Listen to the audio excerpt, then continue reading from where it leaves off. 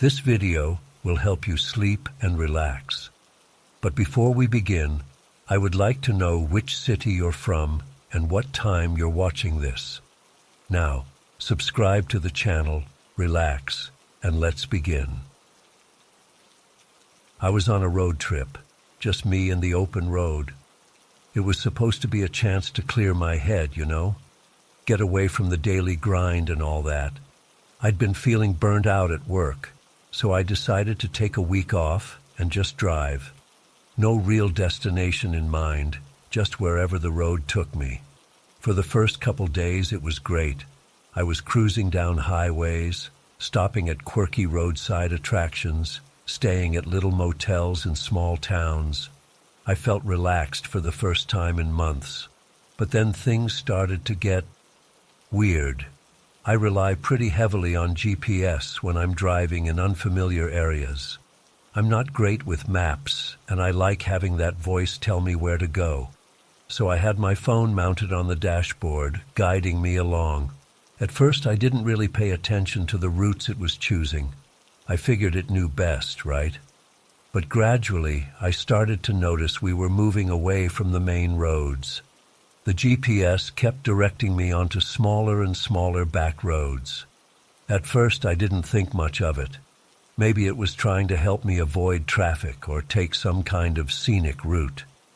As the day wore on, though, I started to get an uneasy feeling. The roads were getting narrower, more overgrown. There were fewer and fewer signs of civilization. No gas stations, no houses, nothing. Just dense forest pressing in on both sides of the road. I kept thinking I should turn around, but every time I considered it, the GPS would chime in with recalculating route and direct me to keep going forward. I told myself I was just being paranoid. The GPS knew what it was doing, right? It would get me back to the main road eventually. But things kept getting creepier. The road turned to gravel, then to dirt. Tree branches scraped against the sides of my car. It was mid-afternoon, but the thick canopy overhead made it feel like twilight. I hadn't seen another car in hours. My phone had lost cell service a while back, but the GPS still seemed to be working. How was that even possible out here? I was starting to seriously freak out, but I felt committed to the route now. I'd come so far, surely I had to be close to wherever it was taking me. The road kept getting steeper and narrower. My tires were slipping on loose gravel. My knuckles were white on the steering wheel. Every instinct was screaming at me to turn back, but I kept going. Finally, I came around a sharp bend and slammed on the brakes. The road, if you could even call it that anymore, just ended, dropped off into nothing. I got out of the car on shaky legs and peered over the edge. There was a sheer drop of at least 100 feet into a ravine below. I stumbled back to my car, heart pounding. What the hell was going on? Had my GPS seriously just tried to drive me off a cliff? I sat there for a long time, too freaked out to move. When I finally got the nerve to turn the car around, I realized how close I'd come to not being able to. The road was so narrow there was barely room to maneuver. It took hours of careful driving to make it back to anything resembling civilization. My GPS kept trying to recalculate and take me down other sketchy-looking dirt roads, but I ignored it completely at that point. When I finally got cell service again, I pulled over and deleted the GPS app entirely. I ended up cutting my trip short after that and heading home. I just couldn't shake the feeling that something seriously messed up had happened. Like, had my GPS somehow been hacked? Was someone trying to lure me out there for some nefarious purpose? Or was it just a really, really bad malfunction? I've tried to rationalize it since then. Tell myself it was just a tech glitch, or that maybe I misread the situation somehow. But deep down, I can't shake the conviction that something more was going on. That for whatever reason, the GPS was deliberately trying to lead me somewhere I wasn't meant to go. somewhere I might not have come back from. I still use GPS sometimes when I absolutely have to, but I always double-check the route now, and I keep paper maps as a backup.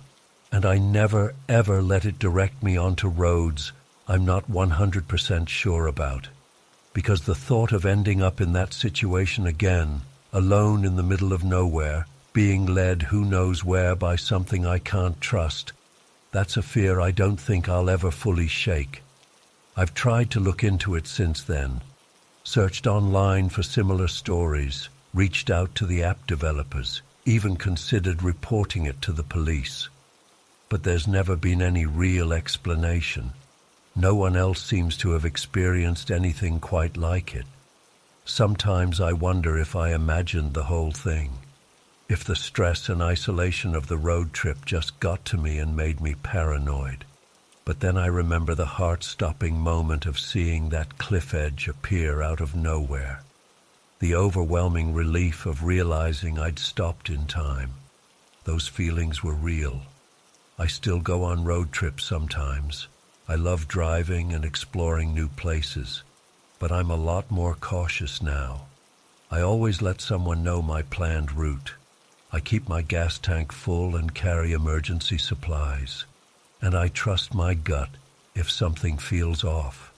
Because the truth is, we put a lot of faith in technology.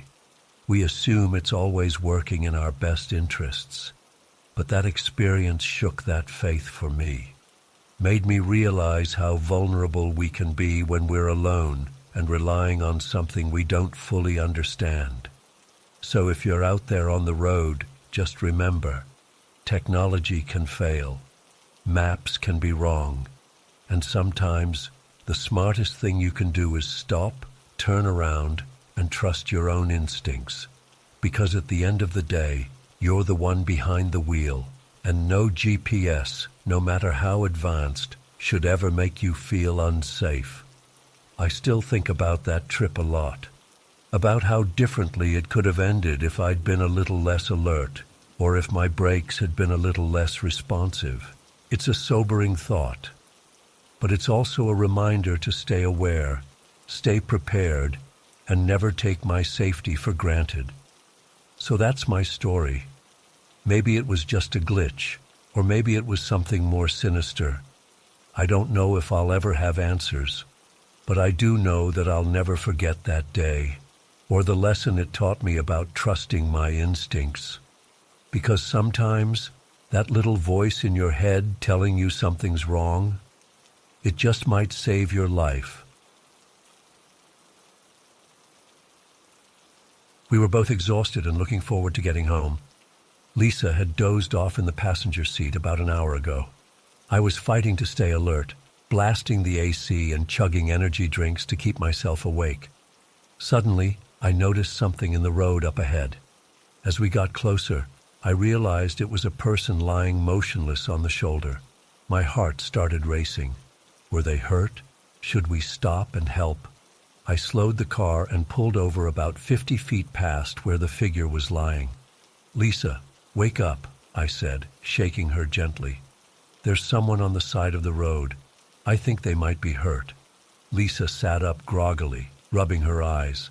"What? Where are we?" "Middle of nowhere," I replied. "But there's someone lying on the ground back there. We should check on them." Lisa peered out the windshield into the darkness. "I don't know, babe. It's creepy out here. Maybe we should just call 911 and let them handle it." I hesitated. She had a point. Stopping on a deserted road in the middle of the night to help a stranger did seem risky. But what if the person was seriously injured and needed immediate help?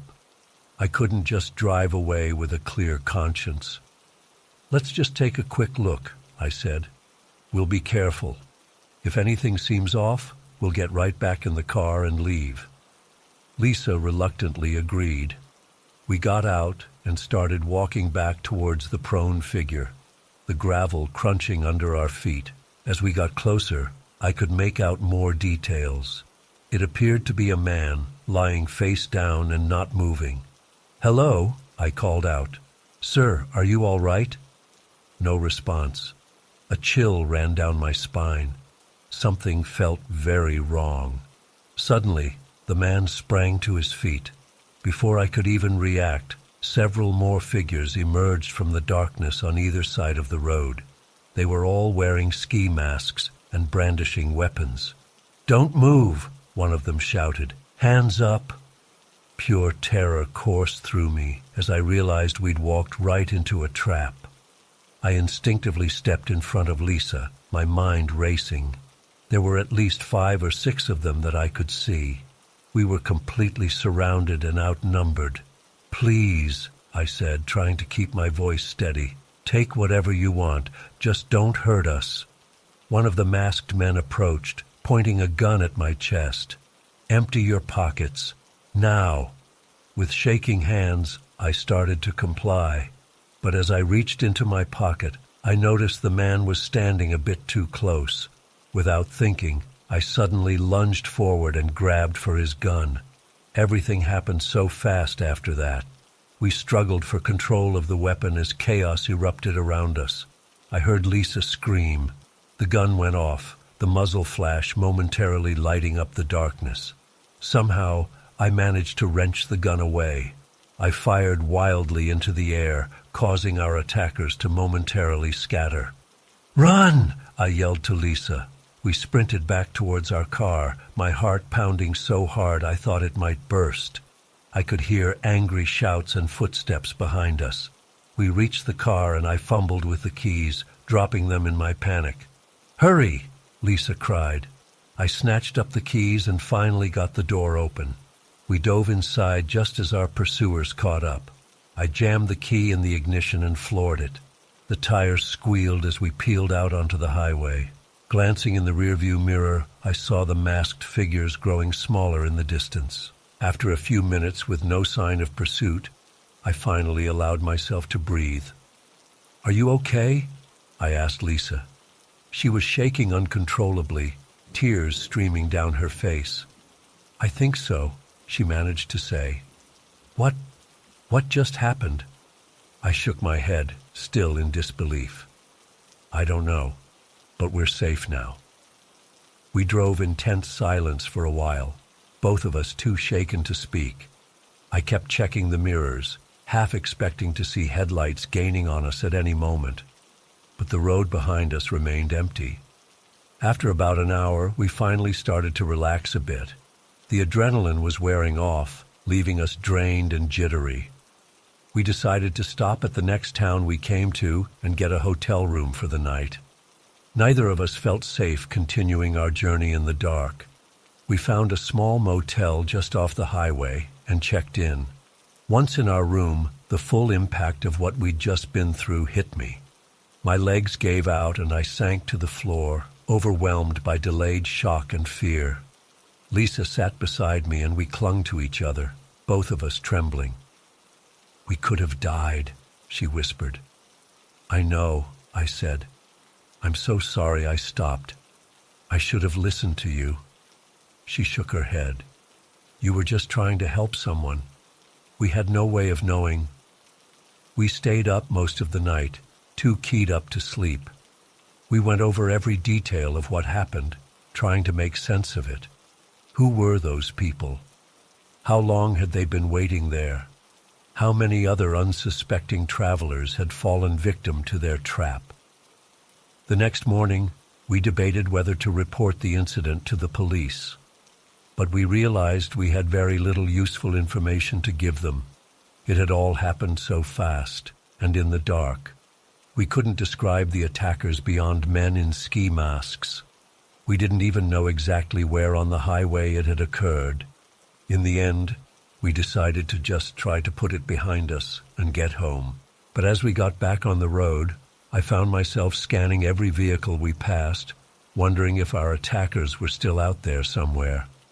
The incident left us both shaken for a long time afterwards. We became much more cautious about traveling, especially at night. For months, I had nightmares about masked figures emerging from the darkness.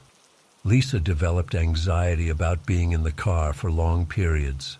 It's been over a year now, and we've mostly moved past it.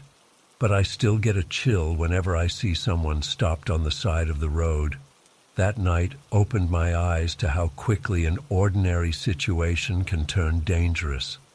It made me realize how vulnerable we all are, and how thin the line is between safety and peril. I'm sharing this story as a warning to others. Be cautious when traveling in isolated areas, especially at night. Trust your instincts if a situation feels off. And remember that sometimes the most dangerous predators are the human ones. We were lucky to escape relatively unscathed that night, but the memory of those terrifying moments will stay with me forever. It was a harsh reminder that the world can be a dangerous place, and that evil can lurk in the most unexpected places, even on a quiet stretch of highway in the middle of nowhere.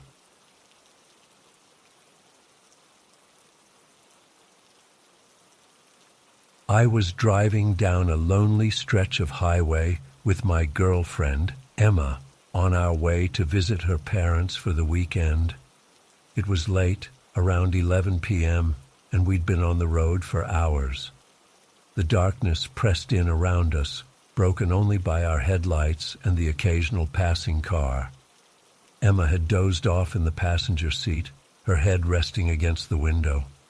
I was starting to feel drowsy myself, so I turned on the radio to help stay alert. As I flipped through the static-filled stations, trying to find some music, a frantic voice suddenly burst through the speakers. "Help! Please! Somebody help us! We've had an accident and we're trapped. Coordinates are..." The voice rattled off a string of numbers before dissolving back into static. My heart started racing. I shook Emma awake. "Did you hear that? Someone's in trouble." She blinked groggily. "What? What's going on?" I quickly explained what I'd heard on the radio as I pulled over to the side of the road. Emma was wide awake now, her face pale in the dim light. "Should we call 911?" she asked. I nodded, already pulling out my phone.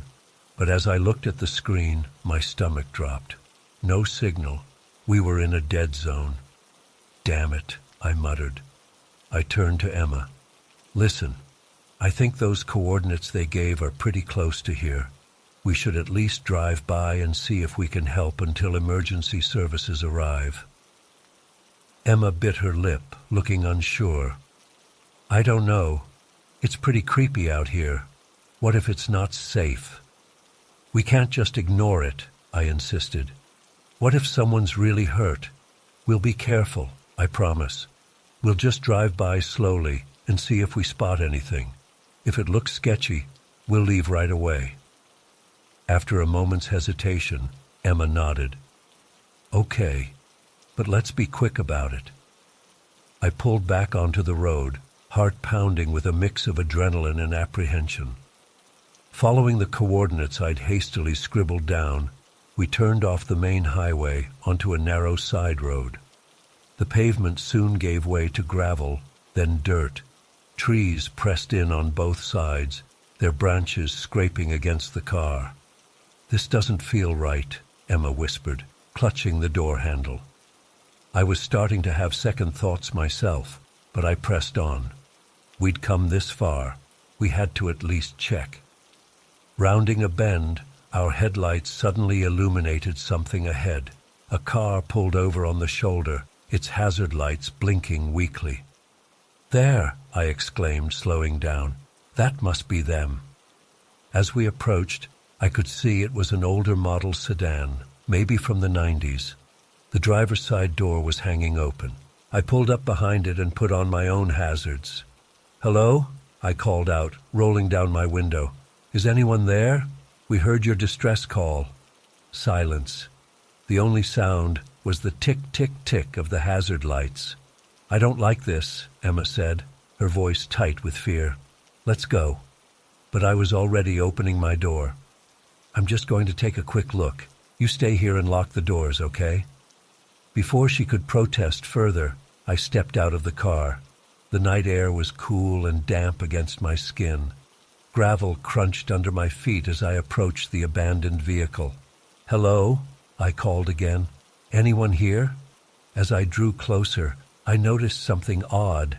There was no sign of an accident, no damage to the car, no skid marks on the road. A chill ran down my spine. Something wasn't right. Suddenly, a twig snapped in the woods to my left. I whirled around, heart in my throat. "Who's there?"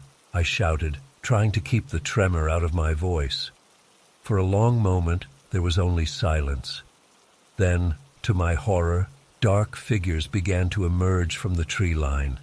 They moved with an unnatural, jerky gait, like malfunctioning robots. As they drew closer, I could see they were wearing bizarre patchwork masks that looked like they'd been cobbled together from bits of cloth and leather. I stumbled backwards, terror gripping me. "Emma, start the car," I yelled, turning to run. But more figures were emerging from the other side of the road, cutting off my escape route. I was surrounded. One of the masked figures stepped forward. In a garbled, distorted voice that barely sounded human, it growled, "You shouldn't have come here." I lashed out blindly, my fist connecting with the mask. The figure stumbled back, and I used the opening to shove past and sprint for our car. Emma had already started the engine. I yanked open the door and threw myself inside. "Go, go, go!" I screamed. She floored it, tires spitting gravel as we peeled away. In the rearview mirror, I could see the masked figures giving chase, moving with terrifying speed. "What the hell is going on?" Emma cried, her knuckles white on the steering wheel. "I don't know," I panted. "Just drive." We tore down the dirt road, the car bouncing and sliding around corners. The masked pursuers were falling behind, but I could still see their shadowy forms in the distance, relentlessly giving chase. As we rounded another bend, my blood ran cold. A crude barricade of fallen logs blocked the road ahead. "Stop!" I yelled. Emma slammed on the brakes, the car fishtailing as we skidded to a halt just short of the blockade. "We're trapped," she whimpered. I looked back. The masked figures were getting closer. "Quick, turn around!" Emma threw the car into reverse, then spun the wheel, executing a clumsy three-point turn on the narrow road. We started back the way we'd come, only to see more masked figures emerging from the woods ahead, cutting off our escape. "Oh God," Emma sobbed, swerving to avoid them. The car lurched as she drove half off the road, branches scraping against the windows. We burst through the line of masked pursuers, clipping one and sending it sprawling. But our relief was short-lived. Up ahead, I could see more figures pouring out of the woods, forming a wall across the road. "We're not going to make it," I said, my voice hollow with despair. Emma's eyes were wide with terror as she gripped the wheel. "What do we do?" In that moment of panic, a crazy idea struck me. "The woods," I said. "Drive into the woods." "What? Are you insane?" "Trust me, it's our only chance." Emma hesitated for a split second, then wrenched the wheel to the right. We plowed off the road and into the tree line, branches snapping against the windshield. The car bounced and jolted as we crashed through the underbrush. I clung to my seat, certain we were about to hit a tree at any moment. But somehow, Emma kept us moving forward, weaving between the trunks. Behind us, I could hear inhuman shrieks of rage. Glancing back, I saw some of the masked figures still in pursuit, but they were falling behind, unable to match our speed through the dense forest. We drove on for what felt like hours, though it was probably only minutes. The woods seemed endless, and I was starting to fear we'd get hopelessly lost. But then, miraculously, I spotted lights up ahead. "There!" I shouted, pointing. "I think that's the highway." Emma gunned the engine, and we burst out of the tree line onto the shoulder of the main road. She swerved back onto the pavement, tires squealing. We sped down the highway, both of us too scared to speak. Every shadow on the roadside looked like a masked figure ready to pounce. I kept expecting to see them appear in the rearview mirror, but there was nothing but empty road behind us. After about 20 minutes of driving in tense silence, we finally saw signs of civilization. A gas station up ahead, its fluorescent lights a beacon of normalcy in the night. Emma pulled in and parked by the pumps, her hands shaking as she turned off the engine. We sat there for a long moment, both trying to process what had just happened. "Are you okay?" I finally asked. Emma nodded, though she looked pale and shell-shocked. "Yeah. You?" "I think so." I ran a hand through my hair, my mind reeling. What the hell was that back there?" She shook her head. "I don't know. It doesn't seem real, like some kind of nightmare." I pulled out my phone, relieved to see I had signal again. "We need to call the police. Whatever that was, it wasn't right." As I dialed 911, a thought struck me. I quickly switched on the radio, flipping through stations, but there was no sign of the distress call we'd heard earlier. Just normal late-night programming. The 911 operator answered, and I haltingly tried to explain what had happened. She listened patiently, but I could hear the skepticism in her voice. It did sound crazy, even to my own ears. She said they'd send a patrol car out to investigate, but I could tell she didn't really believe us. I couldn't blame her. If I hadn't lived through it myself, I wouldn't have believed it either. After I hung up, Emma and I sat in silence for a while, both lost in our own thoughts. The events of the night felt surreal, like a shared hallucination. But the scratches on our car and the lingering terror in our hearts were all too real. "We should go," Emma finally said. "I don't want to be here if they find us." I nodded, feeling a chill at the thought. We filled up the tank and got back on the road, both of us jumping at every shadow. We drove through the night, not stopping until we reached Emma's parents' house the next morning. We told them we'd had car trouble to explain our late arrival, not wanting to worry them with the full story. In the days and weeks that followed, we tried to make sense of what had happened. We scoured local news reports, looking for any mention of similar incidents, but found nothing. The police never followed up with us about their investigation. Sometimes late at night, I find myself wondering if it really happened. If maybe we both just fell asleep at the wheel and shared some kind of vivid nightmare. But then I'll catch a glimpse of the deep scratches on the side of our car, or wake up in a cold sweat from dreams of masked figures emerging from dark woods, and I know it was real. We never drive down lonely rural roads at night anymore, and we always ignore calls for help on the radio. Some traps, once escaped, you don't risk falling into again.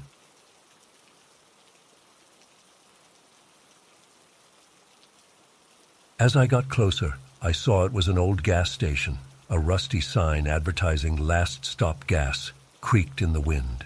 The place looked completely deserted, but a few flickering lights were still on inside the small convenience store. I pulled up to one of the ancient pumps, relieved to have found somewhere to refuel. The station had clearly seen better days. Paint was peeling off the walls, weeds were growing up through cracks in the pavement, and most of the windows were boarded up. But beggars can't be choosers when you're running on fumes in the middle of nowhere at 2 a.m. I got out of the car and tried the pump, but nothing happened when I squeezed the handle. Frustrated, I decided to check inside the store to see if anyone was around who could help. The bell above the door gave a rusty jingle as I entered. The interior was dimly lit by a few buzzing fluorescent tubes. Dust-covered shelves held ancient-looking cans and packages. The whole place had a musty, abandoned feel. "Hello?" I called out. No answer. I wandered behind the counter, hoping to find some way to activate the pumps. That's when I noticed a door marked "Employees Only," slightly ajar. I hesitated for a moment, then pushed it open. "Is anyone back here? I need some help with the gas pumps." The back room was pitch black. I fumbled along the wall until I found a light switch and flicked it on. What I saw made my blood run cold. There were people, at least a dozen of them, standing motionless in the dimly lit storeroom. Men, women, even a couple kids. But something was terribly wrong. Their eyes were open but completely blank, staring at nothing. They didn't react at all to the light coming on or to my presence. It was like they were frozen in place. I stumbled backward in shock, my heart pounding. "Hello, are you okay?"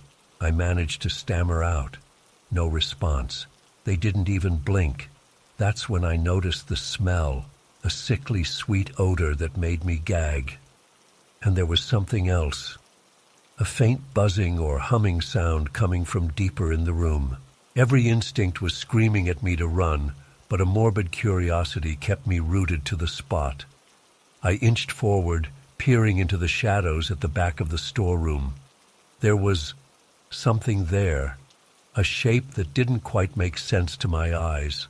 As I got closer, I realized with growing horror that it was some kind of creature. It was vaguely humanoid, but wrong in a way that made my skin crawl. Its proportions were all off, limbs too long and jointed in unnatural ways. But the worst part was its face, or rather, its lack of one. Where features should have been, there was just smooth, pale flesh. I was paralyzed with terror as the thing slowly turned towards me. Though it had no eyes, I could feel it looking at me. Then it spoke, not out loud, but directly into my mind somehow. "Join us," it said in a voice like static electricity. "Become one with us. Let go of your burdens, your pain, yourself." To my horror, I felt my body start to move forward against my will. My legs were carrying me towards the creature and the group of catatonic people. I tried to resist, to turn and run, but it was like my muscles weren't responding to my commands anymore. Just as I was about to be pulled into the group, a truck horn blared from outside, shattering the trance-like state I was in. I snapped back to myself and bolted for the door, slamming it behind me as I ran through the store and out into the night. I jumped in my car and peeled out of there as fast as I could, not even caring about being low on gas anymore. In the rearview mirror, I swear I saw shadowy shapes moving in the windows of the store, watching me drive away.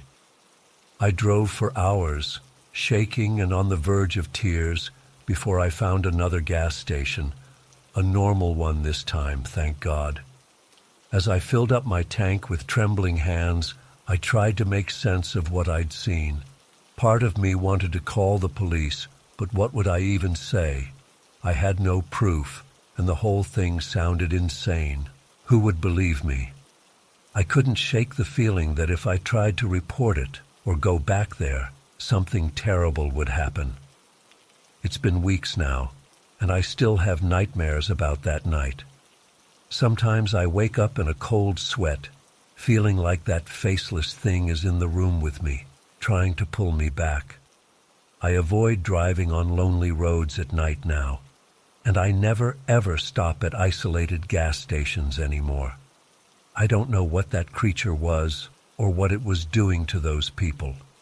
Some kind of mind control? Alien abduction? A hallucination brought on by carbon monoxide or something?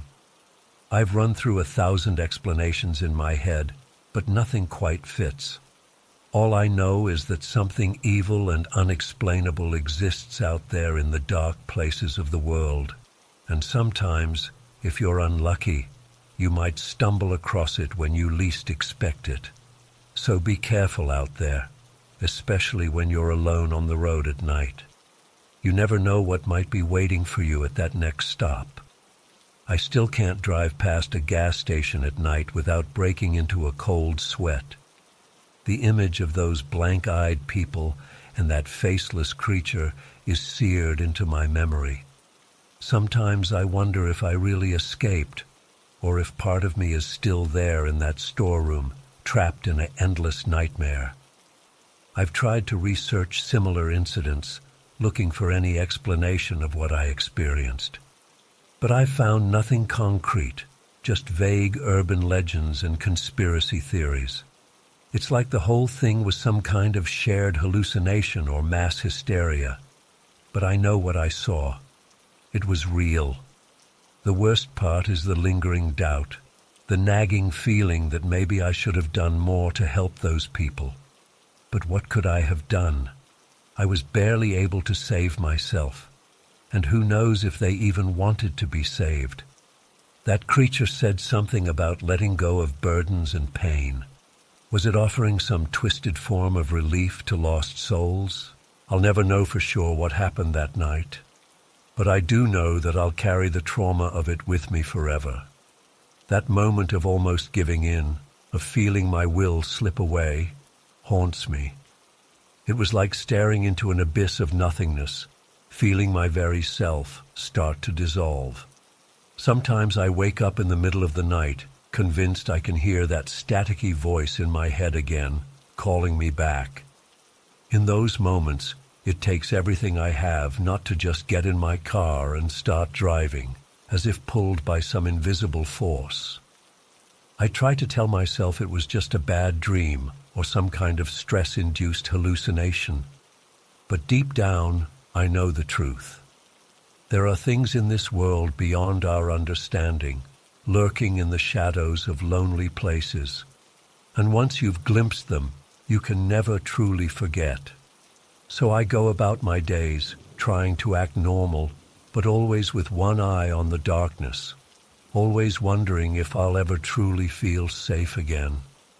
Always half expecting to turn a corner and find myself back in that gas station, surrounded by blank stares and faceless horrors. If you're reading this, please be careful out there. Don't take unnecessary risks.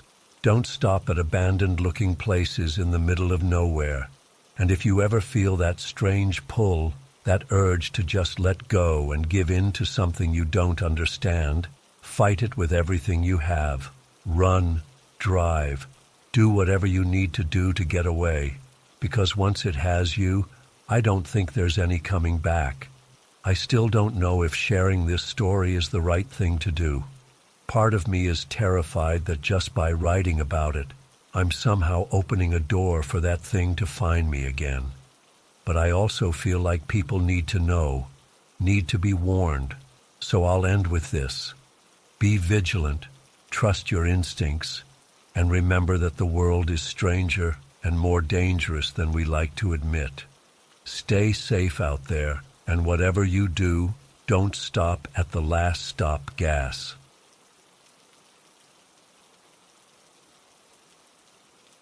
I pulled up to the pickup location, a dimly lit street corner. A tall figure in a dark hoodie approached my car and got in the back seat without saying a word. I greeted them and confirmed the destination address, but only got a curt nod in response. As we drove out of the city, an uneasy feeling started to creep over me. My passenger sat completely still and silent in the back, their face obscured by the hood. I tried making some casual conversation, commenting on the weather and asking if they were heading home for the night. No response. The silence was deafening. About 20 minutes into the ride, we turned onto a narrow road leading into a densely wooded area. The trees pressed in close on both sides, branches scraping against the car. My GPS said we were getting close to the destination, but all I could see were trees and darkness. Suddenly, a decrepit old house loomed into view as we rounded a bend. Paint peeling, windows boarded up, yard overgrown with weeds. This couldn't be right. I double-checked the address in the app, but this was definitely the place. I think we're here, I said hesitantly, pulling to a stop in front of the house. Is this where you wanted to go? Silence. I glanced in the rearview mirror, and my blood ran cold. The back seat was empty. I whipped around, but there was no sign of my passenger. The car doors were still locked. It was impossible for them to have gotten out without me noticing. But they were gone. Heart pounding, I put the car in reverse and started to back away from the house. That's when the engine suddenly cut out. The headlights flickered and died, plunging me into total darkness. I tried the key, but nothing happened. The car was dead. Panic started to set in as I fumbled for my phone to call for help. No signal. A tapping sound on the passenger window made me jump. I squinted into the darkness, but couldn't see anyone there. The tapping came again, more insistent this time. "Hello," I called out, my voice shaking. "Is someone there?" The only response was more tapping, now coming from all around the car. It sounded like dozens of fingers drumming on the metal and glass. I squeezed my eyes shut and covered my ears, willing it to stop. After what felt like an eternity, the noise faded away. I slowly opened my eyes and almost screamed. Standing directly in front of my car was a pale, emaciated figure. It looked vaguely human, but wrong somehow. Limbs too long and thin, head misshapen. And its eyes, pitch black and gleaming in the moonlight as they stared right at me. I blinked, and it was gone. But now I could hear something moving in the woods around me. Branches snapping, leaves rustling, getting closer. Desperate, I tried the engine again. To my immense relief, it roared to life. I threw the car into drive and floored it, tires spinning in the dirt before finding purchase. As I sped away, I caught glimpses of more pale figures flitting between the trees, always just at the edge of my vision. I drove as fast as I dared on the winding road, praying I wouldn't hit a deer or veer off into a ditch. Finally, blessedly, I reached the main highway. As soon as I merged onto it, all traces of my unseen pursuers vanished. I drove straight home in a daze, too scared to stop anywhere along the way. It's been weeks now, and I still can't explain what happened that night. I've tried researching that address, but can find no record of a house out there. I quit driving for Uber. I can't bring myself to pick up strangers in the dark anymore. Sometimes I wake up in the middle of the night, heart racing, convinced I hear that tapping sound again. And when I close my eyes, I still see those gleaming black eyes staring at me from the darkness. I don't know what I encountered out there in those woods, but I know I never want to go back. Some fares just aren't worth it.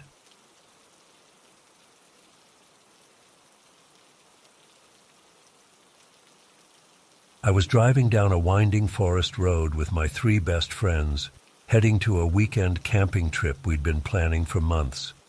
The sun was setting, casting long shadows through the trees. We were all in high spirits, laughing and joking around as we made our way deeper into the wilderness. Suddenly, I noticed a fallen tree blocking the road ahead. I slowed the car to a stop, wondering if we could move it ourselves.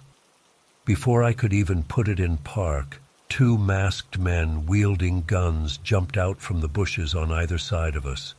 My heart nearly stopped. This couldn't be happening. One of them shouted for us to get out of the car with our hands up. My friends and I exchanged terrified glances, frozen in shock. When we didn't move fast enough, one of the men fired a warning shot into the air. The sound jolted us into action. With trembling hands, I turned off the engine, and we slowly got out of the car. The masked men roughly shoved us to our knees on the gravel road. I could hear my friends whimpering in fear. One of the men started rifling through our belongings in the car, while the other kept his gun trained on us. "Where's all your cash and valuables?" the man demanded.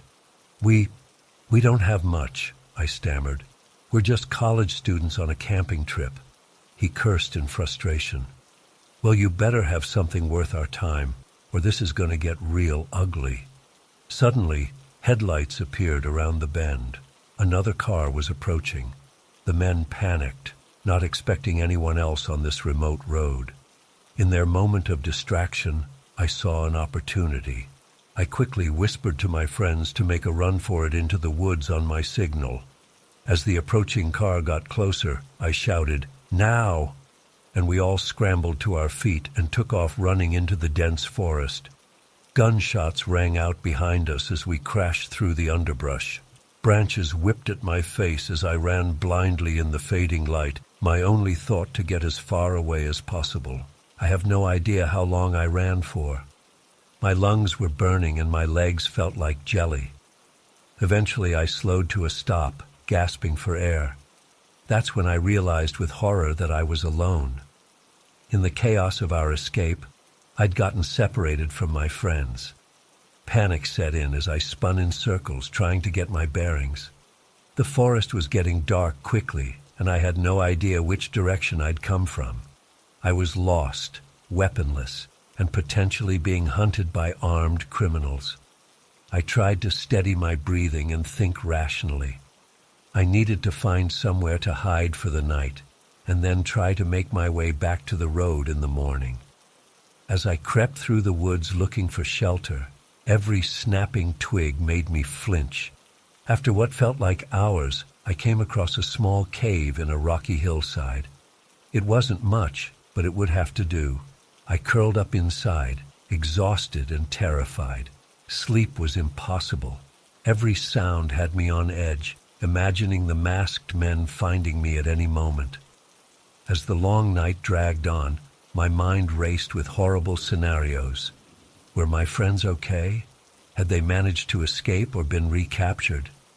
And what about that other car that had been coming down the road? Had those people stumbled into danger too? When the first rays of dawn finally started to lighten the sky, I cautiously emerged from my hiding spot. I was stiff, cold, and disoriented after the sleepless night. But I knew I had to try to find my way back to civilization. I picked a direction and started walking, hoping I was heading towards the road. After about an hour, I heard the faint sound of rushing water. Following the noise, I came to a small river. This was good. Rivers often lead to roads or towns eventually. I decided to follow it downstream. As I made my way along the riverbank, I tried to push away thoughts of my friends' fates. I had to focus on my own survival for now. But the guilt was overwhelming. Why had I suggested we take this remote route as a shortcut? If only we'd stuck to the main highway, none of this would have happened. By midday, my stomach was growling fiercely. I hadn't eaten since yesterday afternoon. I found some wild berries that I recognized as safe and ate a handful, but it did little to satisfy my hunger. My feet were blistered and every step was agony, but I forced myself to keep moving. Just when I was starting to lose hope, I heard something that made my heart leap, the distant rumble of a vehicle engine. Scrambling up a steep embankment, I emerged onto a dirt logging road. I wanted to cry with relief. I started walking along the road, praying a car would come by soon. After about 30 minutes, an old pickup truck appeared. I waved my arms frantically, and the kindly older couple inside stopped to help. They were horrified by my story and immediately offered to drive me to the nearest town. At the local police station, I gave a statement about what had happened. They told me search parties were already out looking for us after our families reported us missing. To my immense relief, they said my 3 friends had all been found safe earlier that morning. Like me, they'd gotten separated in the woods, but eventually made it back to the road. Reuniting with my friends at the hospital where they were being checked out was incredibly emotional. We hugged and cried, beyond grateful that we'd all survived the harrowing ordeal. The police never managed to catch the men who ambushed us. They'd likely fled the area as soon as we escaped. It's been 6 months since that terrifying night, but the trauma still haunts me. I have frequent nightmares about being lost and hunted in those dark woods. I don't know if I'll ever feel truly safe on a rural road again, but I'm working through it in therapy and trying to move forward with my life. I'm sharing this story as a warning to others. Please be cautious when traveling in remote areas, even if you think you're safe. Evil can lurk anywhere. Always trust your instincts if something doesn't feel right, and cherish every moment with your loved ones. You never know when a simple trip could turn into a fight for survival. I'd been living alone in my two-bedroom apartment for about 6 months when the strange occurrences began. At first it was just little things I could easily dismiss. A misplaced item here, a strange noise there. I chalked it up to forgetfulness or my imagination running wild in the quiet solitude of my home. But as the days went on, the incidents became harder to ignore. I'd wake up to find dirty dishes in the sink that I was certain I'd cleaned the night before. The milk carton would be nearly empty when I swore it had been full just yesterday. My favorite mug would be sitting on the coffee table with a ring of dried coffee inside, even though I always washed it immediately after use. I started to feel on edge, questioning my own sanity. Was I sleepwalking, having some kind of dissociative episodes? The constant uncertainty was maddening. I found myself obsessively checking and rechecking things, trying to catch myself in the act of whatever bizarre behavior was causing this. One night, I woke suddenly from a deep sleep, heart pounding. In the silence of the darkened apartment, I heard it, the unmistakable creak of a floorboard from down the hall. My blood ran cold. I lay frozen in bed, barely daring to breathe as I strained my ears. Another creak, then the soft click of a door closing. Adrenaline surged through me. This was real. Someone was in my home. With trembling hands, I reached for my phone on the nightstand and dialed 911. In a whisper, I explained the situation to the dispatcher. They assured me officers were on the way and instructed me to stay put until help arrived. Those next few minutes felt like an eternity. I clutched my phone like a lifeline, every muscle tense as I listened for any further sounds. My mind raced through possibilities. A burglar? Some deranged killer? But if that were the case, why hadn't they attacked me in my sleep? When I heard the knock at my front door, I nearly jumped out of my skin. "Police, open up!" a voice called. Relief washed over me as I scrambled out of bed. I led the two officers through my apartment, explaining the situation in a rush of words. They searched methodically, checking every room, closet, and possible hiding place. But they found nothing. No sign of an intruder, no evidence of forced entry. "Are you sure you heard something, sir?" one officer asked, his tone skeptical. Sometimes our minds can play tricks on us when we're alone. I insisted I knew what I'd heard, but I could see the doubt in their eyes. They took my statement and gave me a card with the non-emergency number before leaving. As the door closed behind them, I felt utterly alone and more unsettled than ever. Sleep was out of the question now. I paced restlessly, going over every inch of the apartment myself. That's when I noticed it. A faint smudge on the doorknob of my spare bedroom. I rarely went in there, using it mainly for storage. But now, looking closer, I saw more smudges along the doorframe. Heart in my throat, I turned the knob and pushed the door open. At first glance, everything seemed normal. Boxes stacked against the walls, old furniture draped in sheets. But as my eyes adjusted to the dim light, details began to emerge that made my skin crawl. A rumpled blanket peeking out from behind a stack of boxes, an empty water bottle tucked in a corner, and there, barely visible beneath the window, fingernail clippings scattered on the carpet. My legs nearly gave out as the horrifying realization hit me. Someone had been living in here, in my home, for who knows how long. I stumbled back, slamming the door shut. My mind reeled, trying to process this nightmarish revelation. How was this possible? How had I not noticed? In a panic, I began tearing through the rest of the apartment, searching for more evidence, and I found it everywhere I looked. A toothbrush hidden behind the bathroom mirror, crumbs swept under the kitchen cabinets. Even some of my clothes were missing from the hamper. This person, this intruder, had been moving freely through my home, using my things, eating my food. All while I slept unaware just down the hall. The violation was overwhelming. I felt sick to my stomach. I called the police again, insisting they return. This time, faced with the physical evidence, they took me seriously. They dusted for prints, took photos, collected samples, but it was clear this person was careful. They'd left little behind to identify them. As the investigation continued over the following days, more disturbing details emerged. The intruder had apparently been entering and exiting through a window in the spare room, which explained why I never heard the front door. They'd made a copy of my house key somehow, allowing them to come and go at will.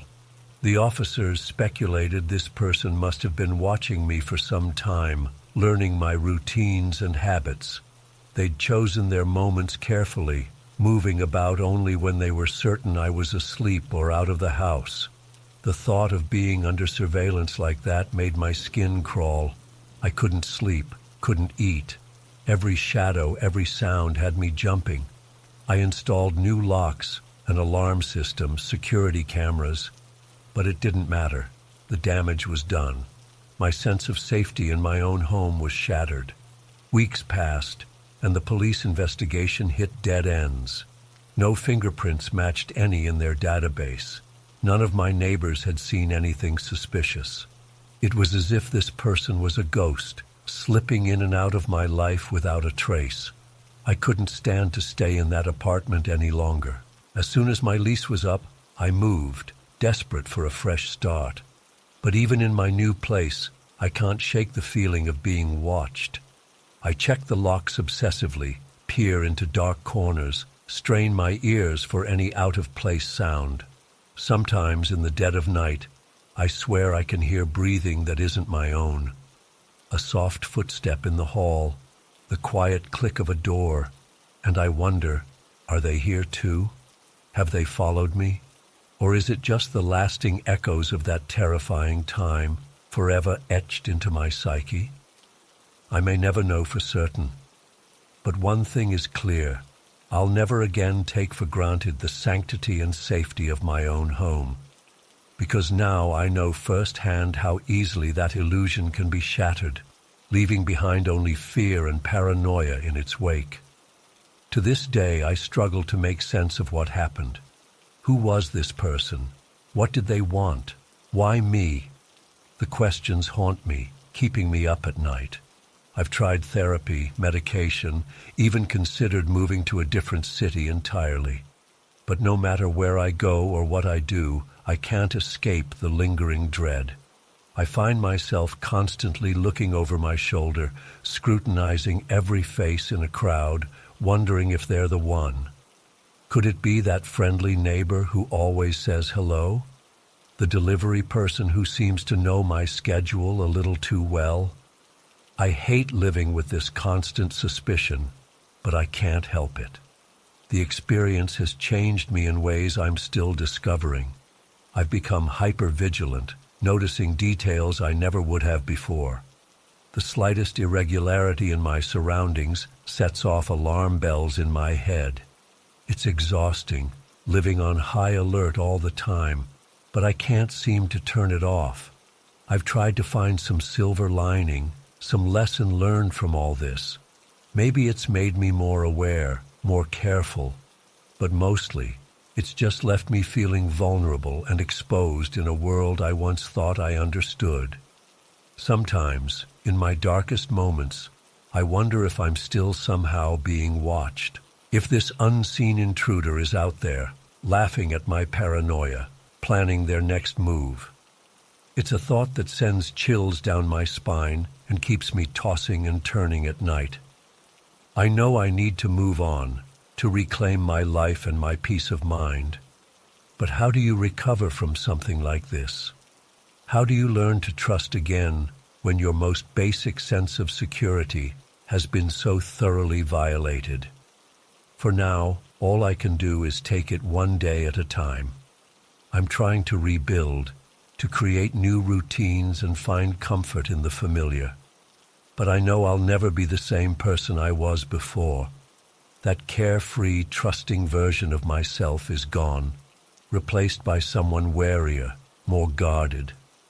As I sit here writing this, sharing my story for the first time, I find myself glancing nervously at the shadows in the corners of the room.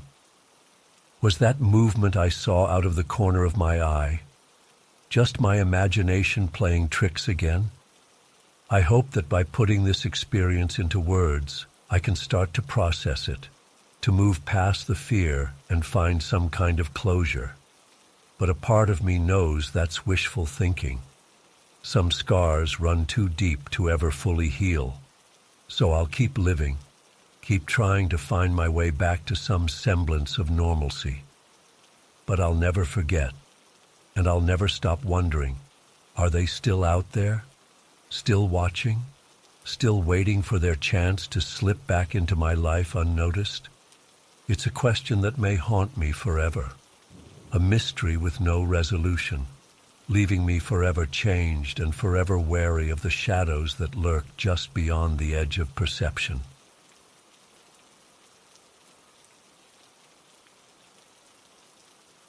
It's when I saw her, a small figure standing motionless on the side of the road. I blinked hard, sure I must be hallucinating from fatigue.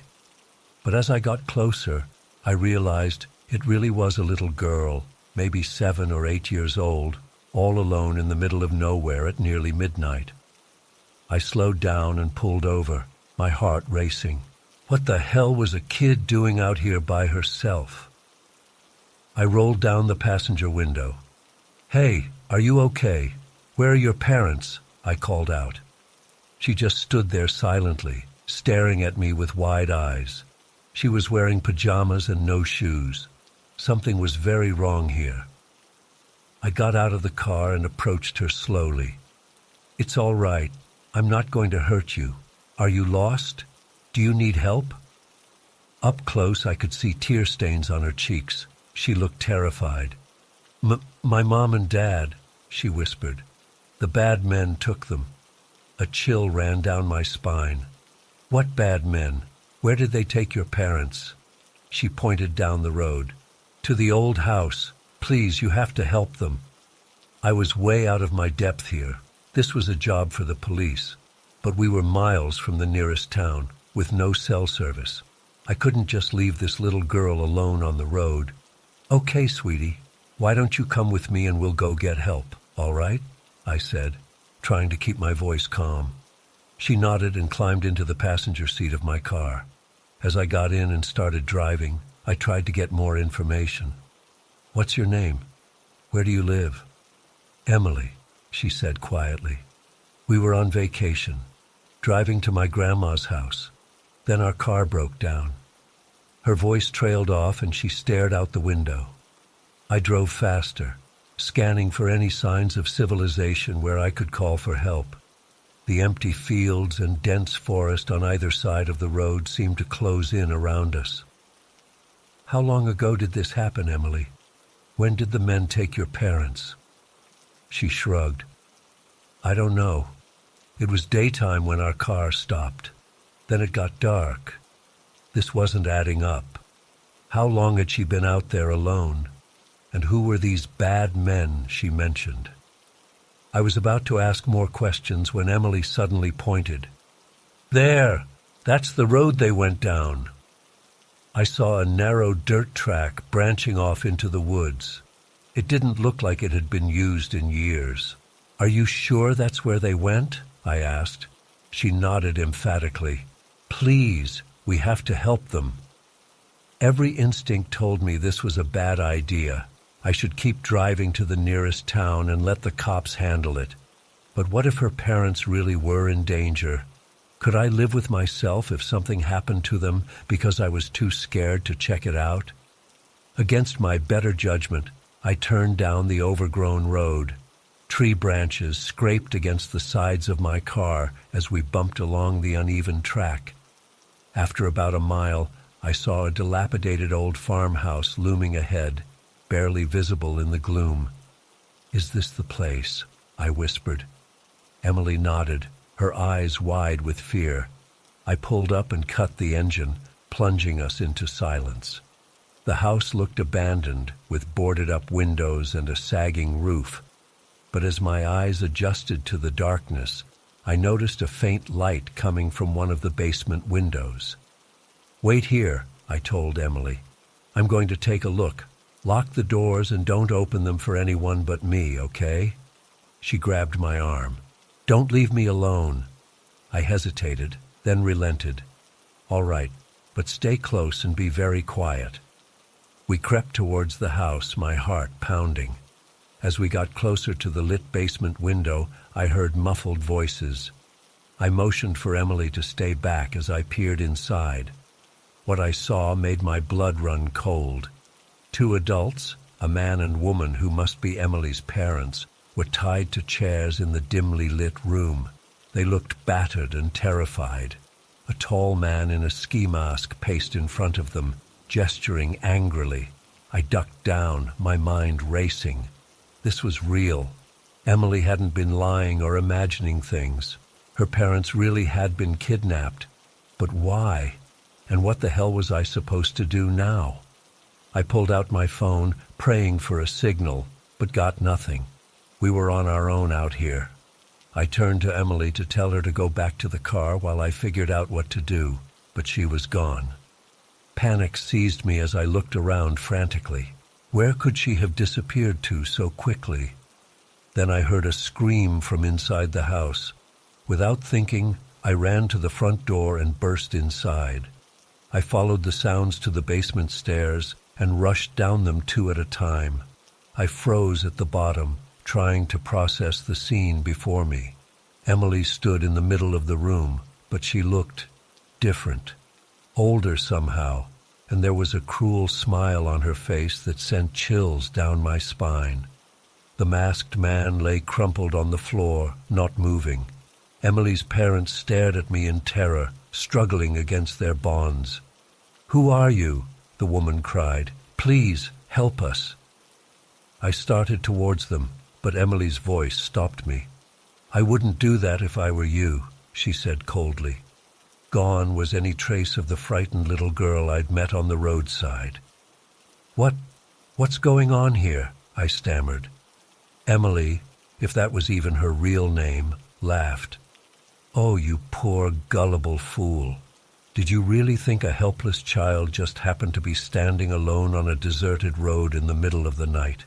You humans are so predictable, always rushing in to play the hero." A chill ran through me as the impossible truth began to dawn.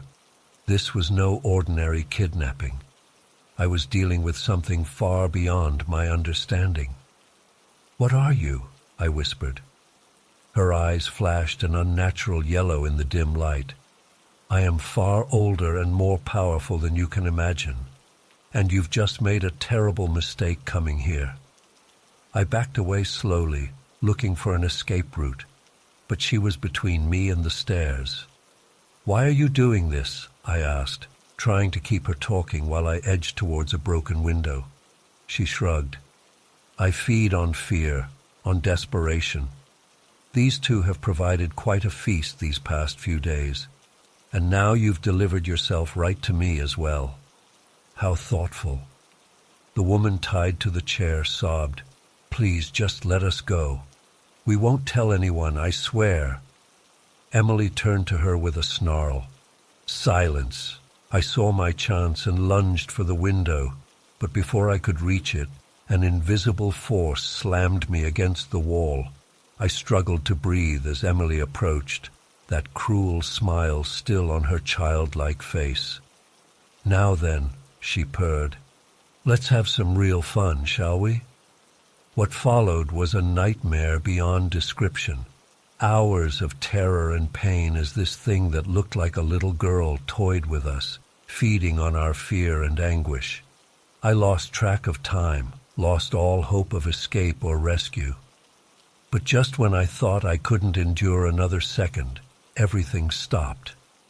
Emily, or whatever she really was, cocked her head as if listening to something we couldn't hear. A look of annoyance crossed her face. "It seems our time together is being cut short," she said. "What a pity. But don't worry, I'm sure we'll meet again someday." And with that, she simply vanished. One moment she was there, the next, gone, as if she'd never existed. I don't know how long we sat there in stunned silence before I finally found the strength to untie Emily's parents. We stumbled out of that hellish basement into the pale light of dawn, still unable to believe we'd survived. The police never found any trace of Emily or the masked man. The farmhouse stood empty, with no signs of what we'd endured there. Sometimes I wonder if it was all just a shared delusion brought on by trauma and exhaustion. But then I'll catch a glimpse of a little girl on the street and my blood runs cold. I'll never stop looking over my shoulder, wondering when she'll come for me again. Because deep down, I know the truth. There are things in this world far darker and more dangerous than we can imagine. And sometimes they wear the face of innocence.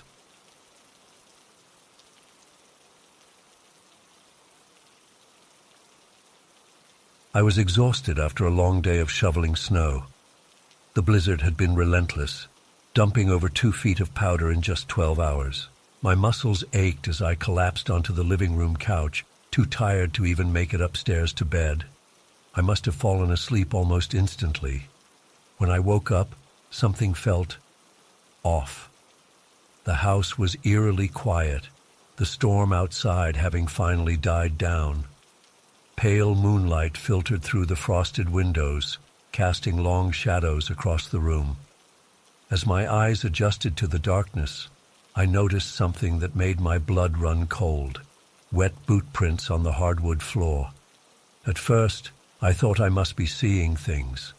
I blinked hard and looked again, but the prints were still there. A trail of melted snow leading from the front door, through the living room, and towards the kitchen. My heart began to race as the realization hit me. Someone had been in my house while I slept. I sat up slowly, straining my ears for any sound of an intruder. But the house remained silent. Fighting back panic, I fumbled for my phone on the coffee table. My hands were shaking so badly I could barely dial 911. 911, what's your emergency?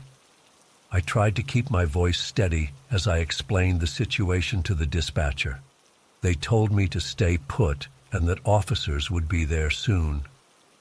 Those next 15 minutes felt like hours as I huddled on the couch, jumping at every creak of the old farmhouse settling.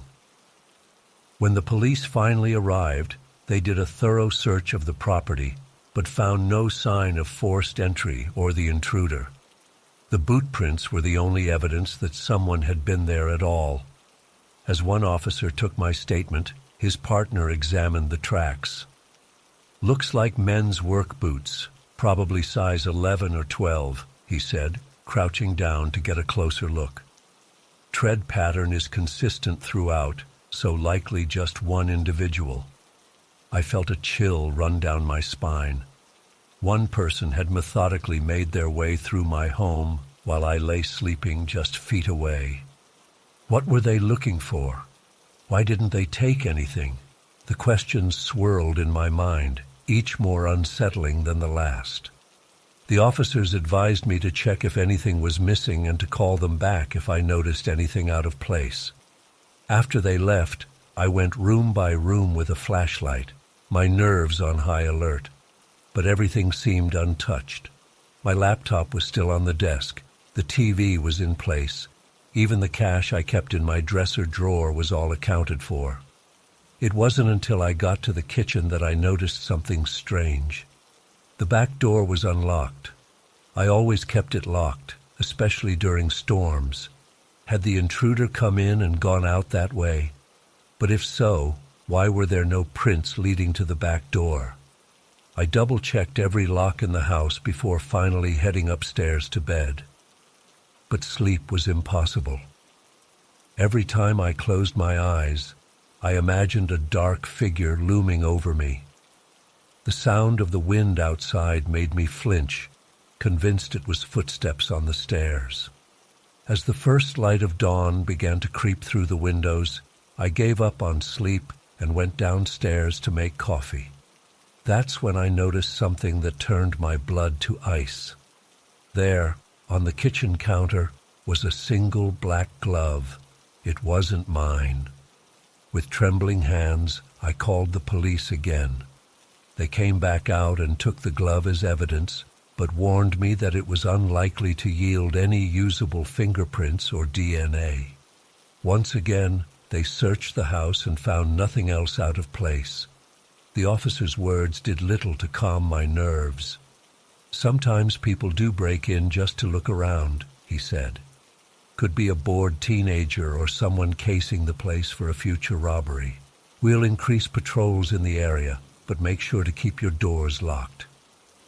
But I knew this was no ordinary break-in. The precision of it all, entering silently, moving through the house undetected, and leaving without a trace save for those haunting footprints.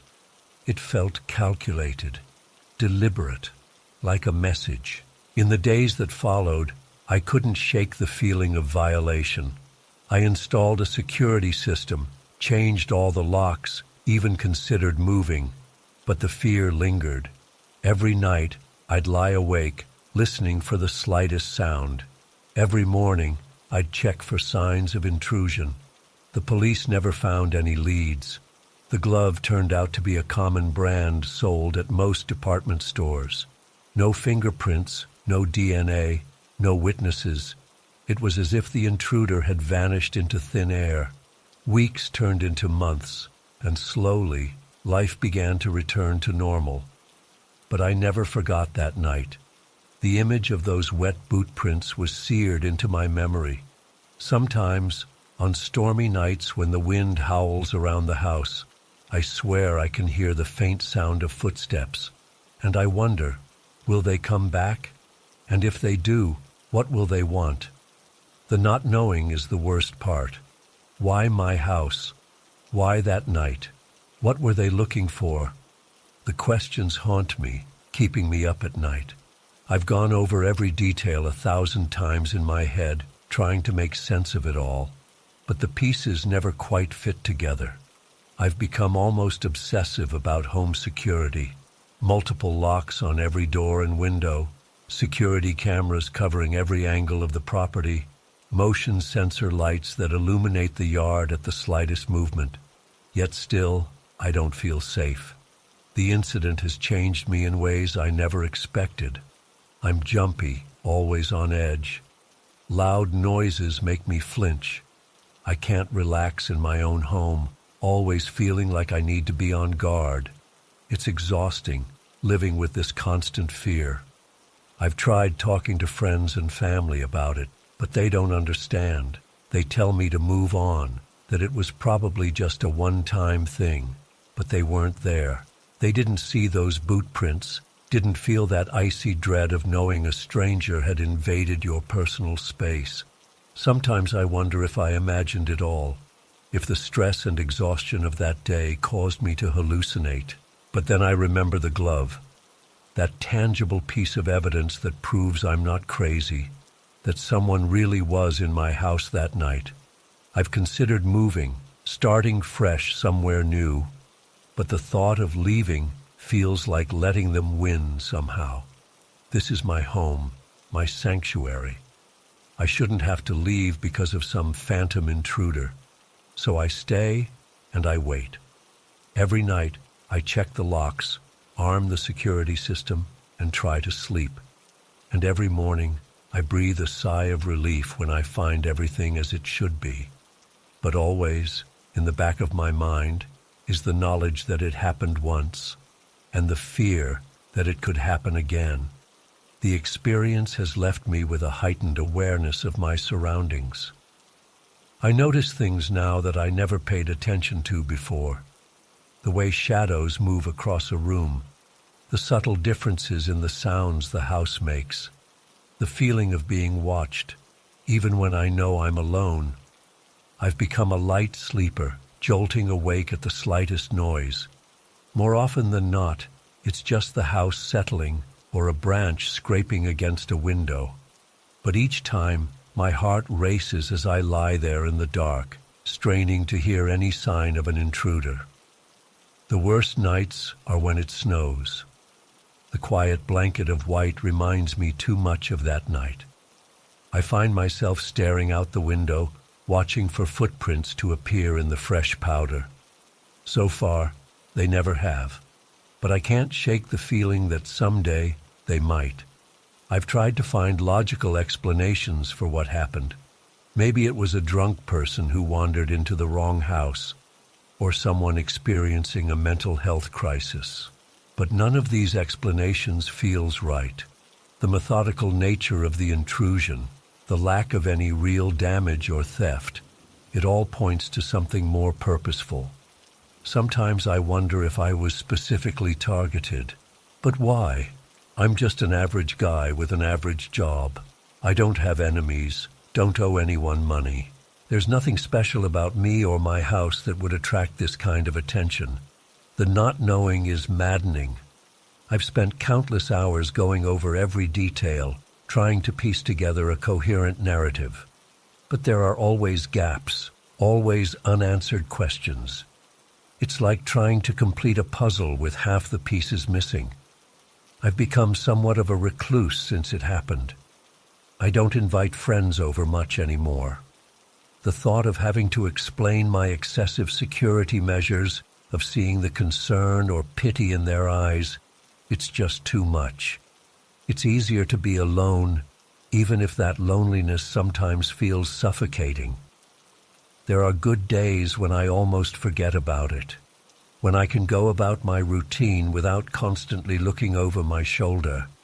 But then something will trigger the memory, a creaky floorboard, an unexpected shadow, and it all comes rushing back. I know I should probably seek professional help. The anxiety, the hypervigilance, the constant state of fight or flight, it's not healthy. But part of me is afraid that if I start to let go of the fear, I'll let my guard down, and that's when they might come back. So I continue on, living in this state of perpetual unease, always watching, always listening, always waiting. Because I know now that safety is an illusion, that in an instant, everything can change, and that sometimes the monsters we fear are all too real.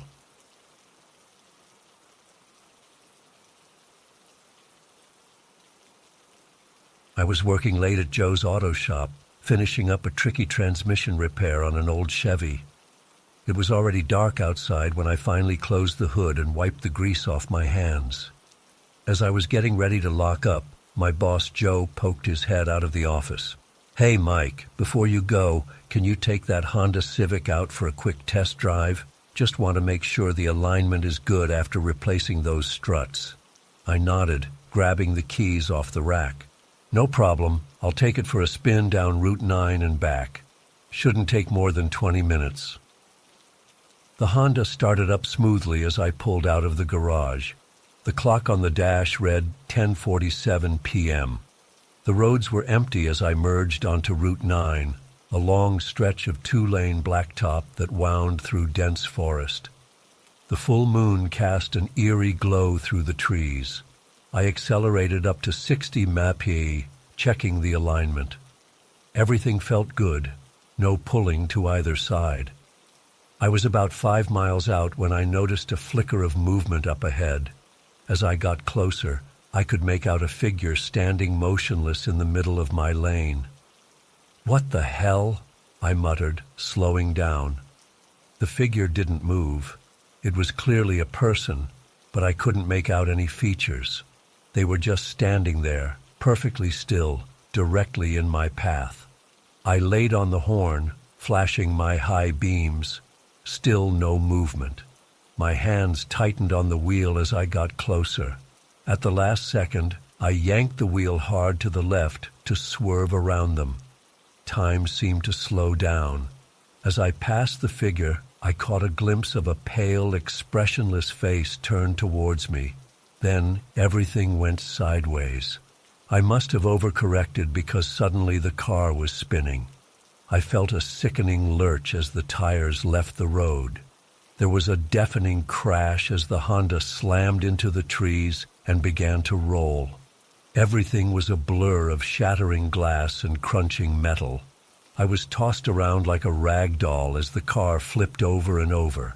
Finally, it came to rest on its roof with a bone-jarring impact. For a moment, all I could hear was my own ragged breathing and the tick-tick-tick of the cooling engine. My head was spinning and I tasted blood in my mouth. Miraculously, I seemed to be mostly in one piece. I fumbled for the seatbelt release, bracing myself as I fell onto the roof of the overturned car. Broken glass crunched under me as I crawled out through the shattered driver's side window. The cold night air hit me as I staggered to my feet. My legs were shaky and my whole body ached, but nothing seemed to be broken. I looked around, trying to get my bearings. The Honda was a crumpled wreck, steam hissing from the crushed engine. How the hell had I survived that? Then I remembered what had caused the crash. The figure in the road. I spun around, scanning the trees, but saw no sign of anyone. Had I imagined it? Maybe I'd fallen asleep at the wheel. I pulled out my phone to call for help, but there was no signal out here. Cursing under my breath, I started limping back towards the road. I needed to flag down a passing car or walk back to town. As I emerged from the trees onto the shoulder, my blood ran cold. There was someone standing in the middle of the road, right where I'd swerved. It was a man, tall and lean, wearing a dark hooded sweatshirt. His hands were tucked into the front pocket, and his head was bowed, hiding his face in shadow. He stood completely motionless. "Hey!" I called out, my voice shaky. "Are you all right? Did you see what happened?" No response, not even a twitch. I took a hesitant step closer. "Hello? Can you hear me?" Still nothing. An icy tendril of fear crept up my spine. Something was very wrong here. I was about 10 feet away when the figure slowly raised its head. I gasped and stumbled backwards. The face beneath the hood was chalk white and gaunt, with sunken black eyes that seemed to bore right through me. But the worst part was the mouth. It was stretched into an impossibly wide grin that split the face nearly from ear to ear. I wanted to run, but I was frozen in place, trapped in that terrible gaze. The figure took a single step towards me, arm extending out of the pocket. As its hand reached for me, I saw flashes of blue electricity arcing between the fingertips. Every hair on my body stood on end. Some primal instinct finally broke through my paralysis, and I scrambled backwards. The moment I broke eye contact, the spell was broken. I turned and ran as fast as my battered body would allow, not daring to look back. My lungs burned and my legs screamed in protest, but sheer terror kept me going. I don't know how long I ran. It felt like hours, though it was probably only a few minutes. Finally, I saw headlights approaching and practically threw myself in front of the oncoming pickup truck. The driver, an older man in a flannel shirt, slammed on his brakes. "Jesus Christ, son, are you all right?" I was gasping for breath, unable to speak. I just shook my head and pointed back down the road. The man helped me into the passenger seat and drove me to the nearest hospital. On the way, I managed to stammer out some of what had happened. He clearly thought I was delirious from the crash, patting my shoulder and telling me to take it easy. At the hospital, They treated me for a mild concussion, whiplash, and various cuts and bruises. The police came to take my statement. I told them about the crash, but left out the part about the strange figure. I knew how crazy it would sound. The next day, Joe came to pick me up. He was relieved I was okay, but pretty upset about the totaled Honda. When we drove past the crash site, there was no sign of the wreck. The police had already towed it away. I've replayed that night over and over in my mind, trying to make sense of it. Was it all just a hallucination caused by the crash? But it had felt so real. I still can't drive that stretch of Route 9 at night. Whenever I see a hooded figure out of the corner of my eye, my heart starts racing. I keep expecting to see that ghastly grin, those reaching fingers crackling with electricity. I don't know what I encountered out there in the dark. All I know is that something impossible happened that night, something that defies explanation. And a part of me is terrified that someday, somehow, I'll come face to face with it again. I was 15 when it happened. Just another ordinary Tuesday during summer break. My parents were at work, and I had the house to myself. The plan was simple: spend the day gaming and enjoy the freedom of an empty house. Little did I know that this day would change everything. It started around noon. I was deep into a match of Call of Duty, headphones on, completely immersed in the virtual battlefield. That's when I heard it, a faint knocking at the front door. At first I thought it was just part of the game's audio, but as it persisted, I realized it was coming from outside my headphones. Pausing the game, I pulled off my headphones and listened. The knocking continued, slow and deliberate. 3 knocks, then silence. 3 more knocks, then silence again. It was an odd rhythm, almost methodical. I called out, "Who is it?" No response, just more knocking. A chill ran down my spine. Something felt off. We didn't get many unexpected visitors, especially on a weekday. I crept to the window and peeked through the blinds, careful not to make any noise. There was no one at the door, no car in the driveway, nothing. The knocking stopped as suddenly as it had started. I stood there, frozen, for what felt like hours, but was probably only a few minutes. When no more sounds came, I convinced myself it was just some kids playing a prank. Probably the neighbors' kids. They were always up to something. Shaking off the unease, I returned to my game, but I couldn't focus. My mind kept drifting back to that strange knocking. After dying for the 3rd time in a row, I decided to take a break and grab some lunch. As I headed to the kitchen, I noticed something that made my blood run cold. The front door was unlocked. I always locked it when I was home alone. It was a habit drilled into me by my parents. Had I forgotten this time? No, I was sure I hadn't. I distinctly remembered turning the lock after my parents left for work. My heart started racing. If I hadn't unlocked it, then how? I pushed the thought away. Maybe Mom or Dad had come home to grab something and forgot to lock up again. Yeah, that had to be it. Still, I made sure to lock it now, even sliding the chain into place for good measure. I tried to brush off the incident as I made myself a sandwich, but an uneasy feeling had settled in my stomach. The house suddenly felt different, alien. Every creak and groan of the old building made me jump. After lunch, I decided to switch to a less intense game, hoping it would calm my nerves. I settled on Minecraft, losing myself in the peaceful task of building a new castle. As the afternoon wore on, the earlier events began to fade from my mind. That's when I saw it. Out of the corner of my eye, a shadow moved across the hallway behind me. It was just a flicker, there and gone in an instant, but unmistakable. I whipped around, my heart pounding in my chest. "Hello," I called out, my voice shaky. No response. I got up slowly, my legs feeling like jelly. Is anyone there? Still nothing. Part of me wanted to run, to get out of the house and call for help. But another part, the part that still clung to rational explanations, urged me to investigate. It was probably just my imagination playing tricks on me, right? I crept down the hallway, checking each room as I went. My parents' bedroom was empty, the guest room untouched, the bathroom clear. With each empty room, I felt a mix of relief and mounting dread. If there was no one here, what had I seen? As I approached the last room, my bedroom, I hesitated.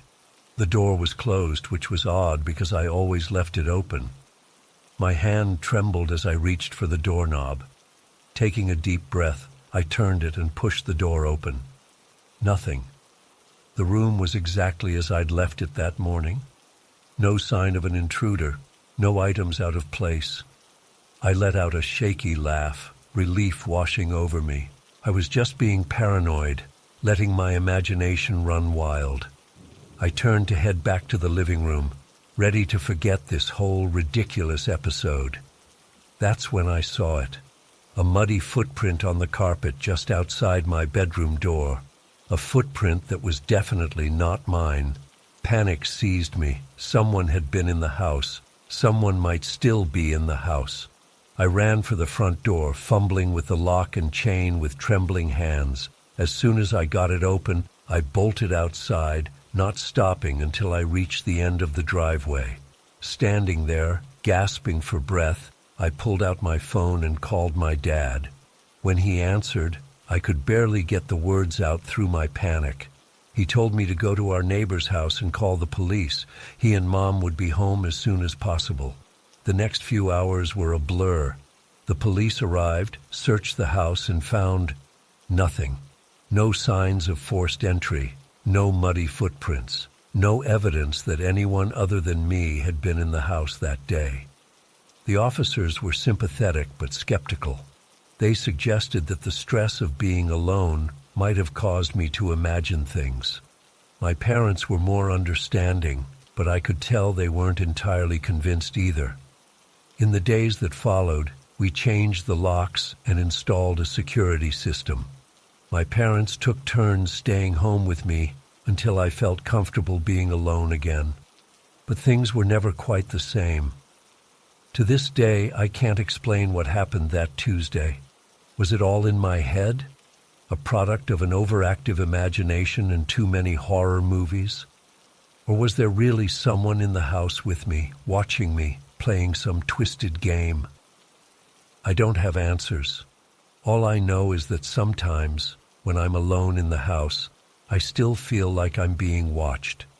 And every now and then, I could swear I hear that same methodical knocking. 3 knocks, then silence. 3 more knocks, then silence again. Maybe one day I'll understand what really happened, but part of me hopes I never do. Because the truth might be far more terrifying than anything my imagination could conjure up.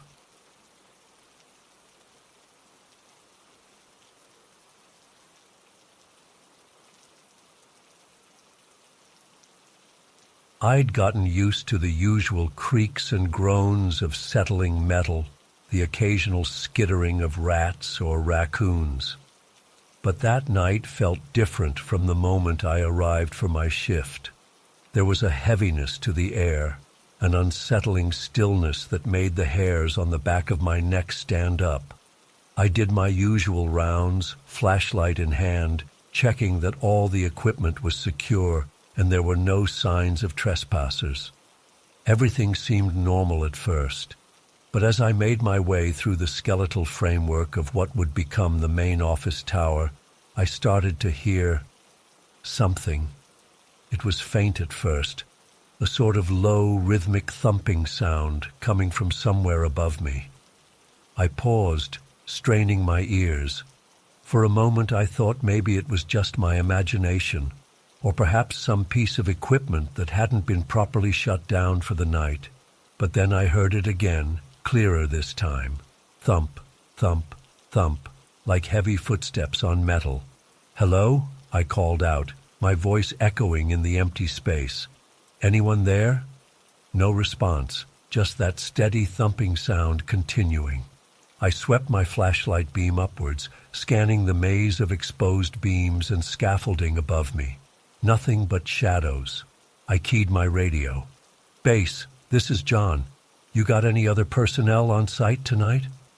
After a moment of static, the voice of Tom, the security supervisor, crackled through.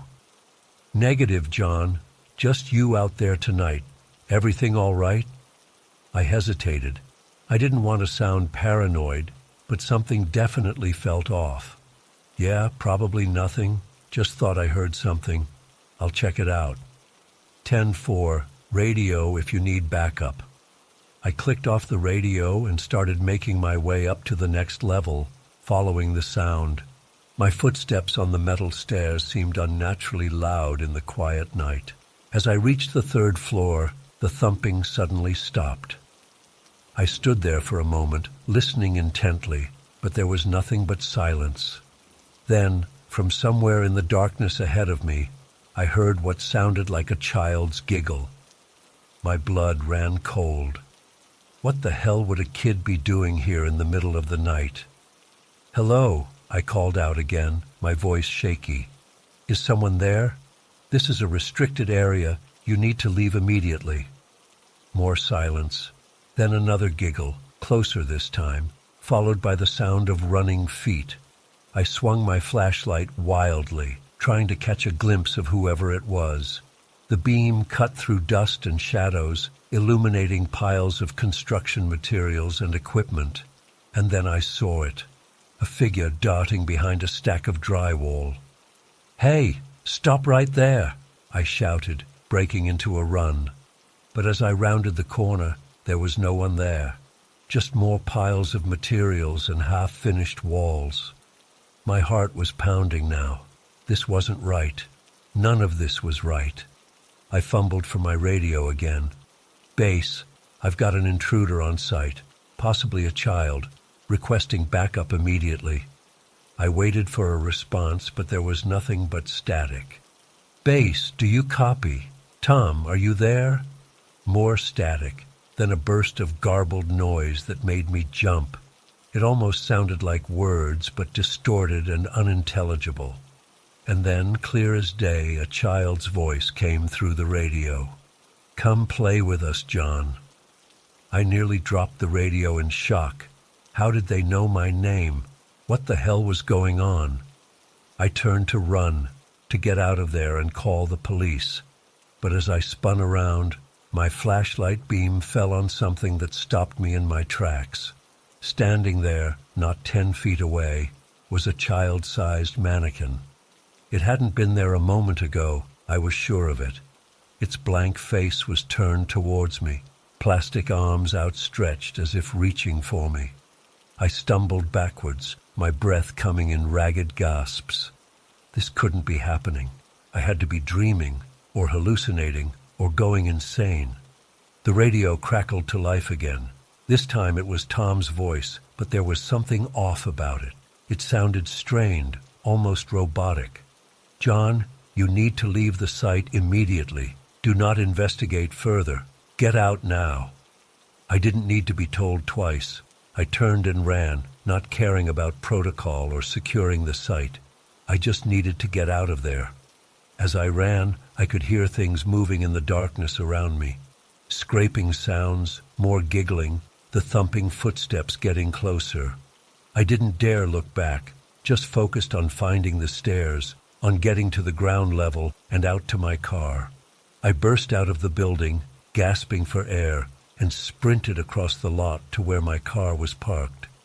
As I fumbled with my keys, I glanced back at the construction site. There, in one of the upper windows of the main building, I saw a group of small silhouettes, child-sized figures, standing perfectly still, watching me, and in front of them, the mannequin, its arm now raised as if waving goodbye. I got in my car and peeled out of there as fast as I could.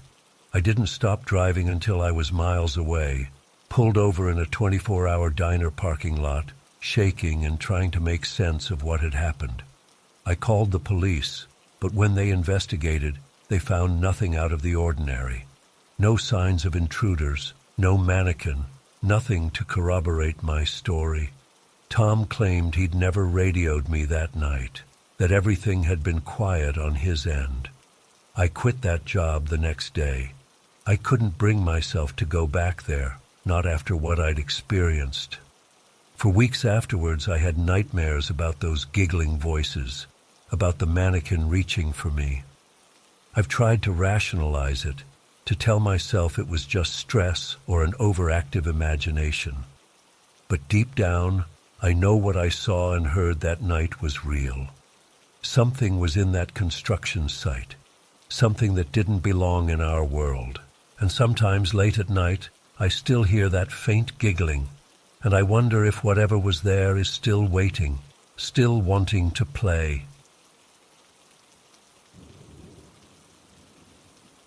One of those regulars was a guy named Paul, big dude, probably in his 50s, with a thick beard and a booming laugh.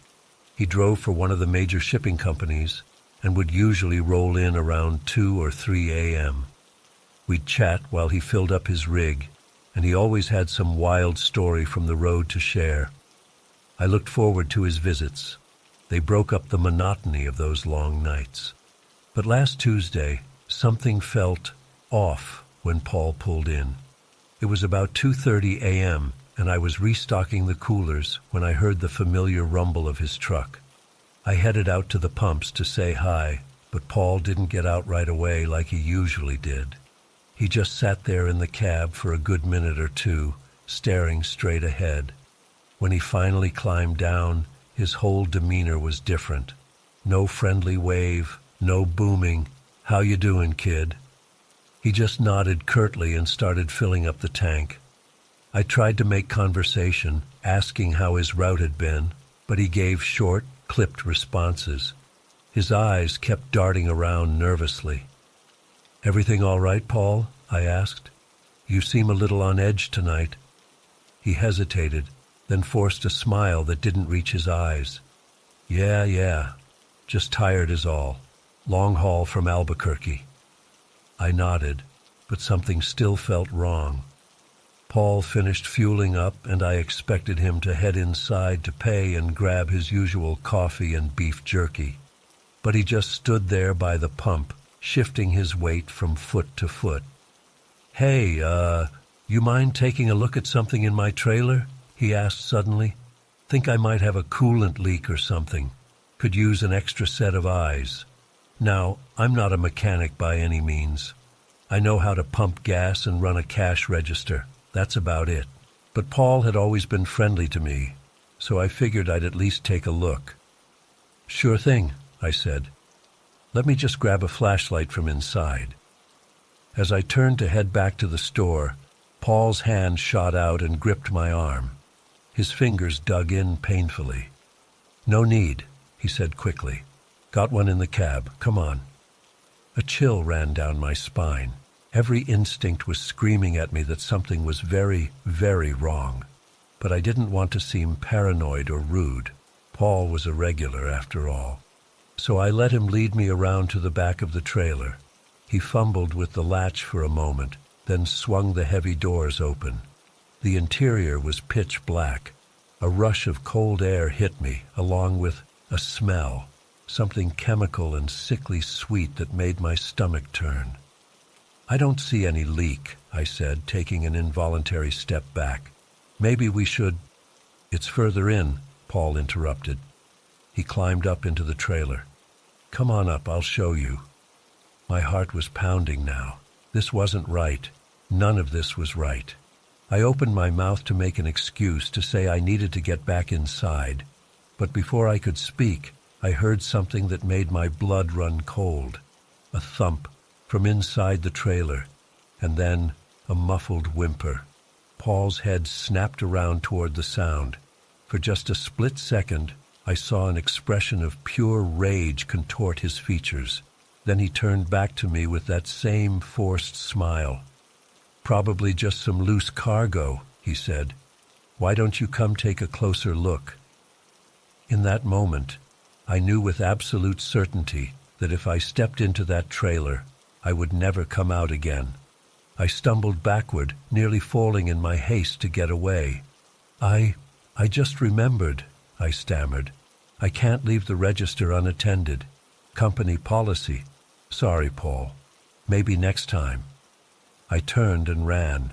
I didn't look back, didn't slow down until I was safely inside the store with the door locked behind me. My hands shook as I fumbled for my phone to call 911. But by the time the police arrived 20 minutes later, Paul and his truck were long gone. They took my statement, but without any hard evidence, there wasn't much they could do. They said they'd put out an alert for the truck, but who knows if anything will come of it. It's been a week now, and I haven't seen or heard anything about Paul. I keep replaying that night in my head, wondering if I imagined it all. But then I remember that smell, that muffled sound from inside the trailer, and I know that whatever I narrowly escaped that night was all too real. I've asked my manager to take me off the night shift. I can't stand being out there alone anymore, wondering if every truck that pulls in might be Paul coming back. I don't know what would have happened if I'd stepped into that trailer, and honestly, I don't want to know. All I know is that I'll never look at a passing semi the same way again, because now I can't help but wonder, what secrets might be lurking in those dark trailers, rolling down the highway in the dead of night?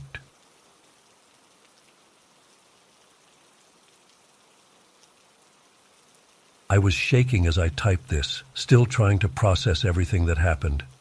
It's been a few days since our terrifying ordeal, but I can't get the images out of my head. I keep reliving those awful moments over and over.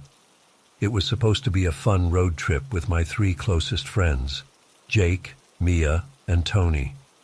We'd been planning it for months, eager to explore some off-the-beaten-path spots in the countryside. None of us could have imagined how horribly wrong things would go. We were about 6 hours into our drive when the GPS started acting up. The signal kept cutting in and out as we wound through increasingly remote back roads. Jake was behind the wheel, growing more frustrated by the minute as we tried to figure out where we were. "I think we should turn back," Mia said nervously from the back seat. "This doesn't feel right." But Jake insisted we press on. "The next town can't be far. We'll stop there and figure it out." As dusk settled in, we found ourselves entering what looked like an old, run-down neighborhood. Dimly lit streets lined with dilapidated houses stretched out before us. Many of the homes had boarded-up windows and overgrown yards. There were no other cars or people in sight. An uneasy feeling settled in my stomach. "Guys, I really don't like this," I said. "Let's get out of here." Jake slowed the car, peering out the windshield with a frown. "Yeah, this is weird. I don't see any businesses or gas stations. We should—" He was cut off by a loud bang from underneath the car. The engine sputtered and died as Jake coasted to a stop at the side of the road. "Shit!" Jake slammed his hand against the steering wheel. "What the hell was that?" We all climbed out to inspect the damage. In the fading light, I could see something glinting on the road behind us, remnants of a broken bottle maybe. Whatever it was, it had shredded our tire and punctured something in the undercarriage. A puddle of fluid was forming beneath the car. Tony crouched down to take a closer look. "This is bad, guys. We're not going anywhere in this thing." A chill ran down my spine as I gazed at our surroundings. The empty houses loomed ominously in the growing darkness. Not a single light shone from any window. The whole neighborhood felt wrong somehow, frozen in time and long abandoned. "We need to find help," Mia said, her voice quavering slightly. "There's got to be someone around here, right?" As if in answer, a flicker of movement caught my eye. I turned to see a figure ducked behind one of the houses across the street. "Hey!" I called out. "We could use some help over here." No response, just an eerie silence broken only by a distant dog barking. Jake pulled out his phone. No signal, damn it. We huddled by the car, debating our options in hushed voices. Walk back the way we came to find the main road, try to find a working phone in one of the houses. As we talked, I had the distinct feeling we were being watched. The hairs on the back of my neck stood up. That's when we heard it, shuffling footsteps approaching from multiple directions. Dark shapes emerged from between the houses, moving with unsettling purpose toward our little group. "Get in the car," Jake hissed. We scrambled inside and locked the doors just as the figures reached the street. In the beam of our headlights, I could make out gaunt faces and tattered clothes.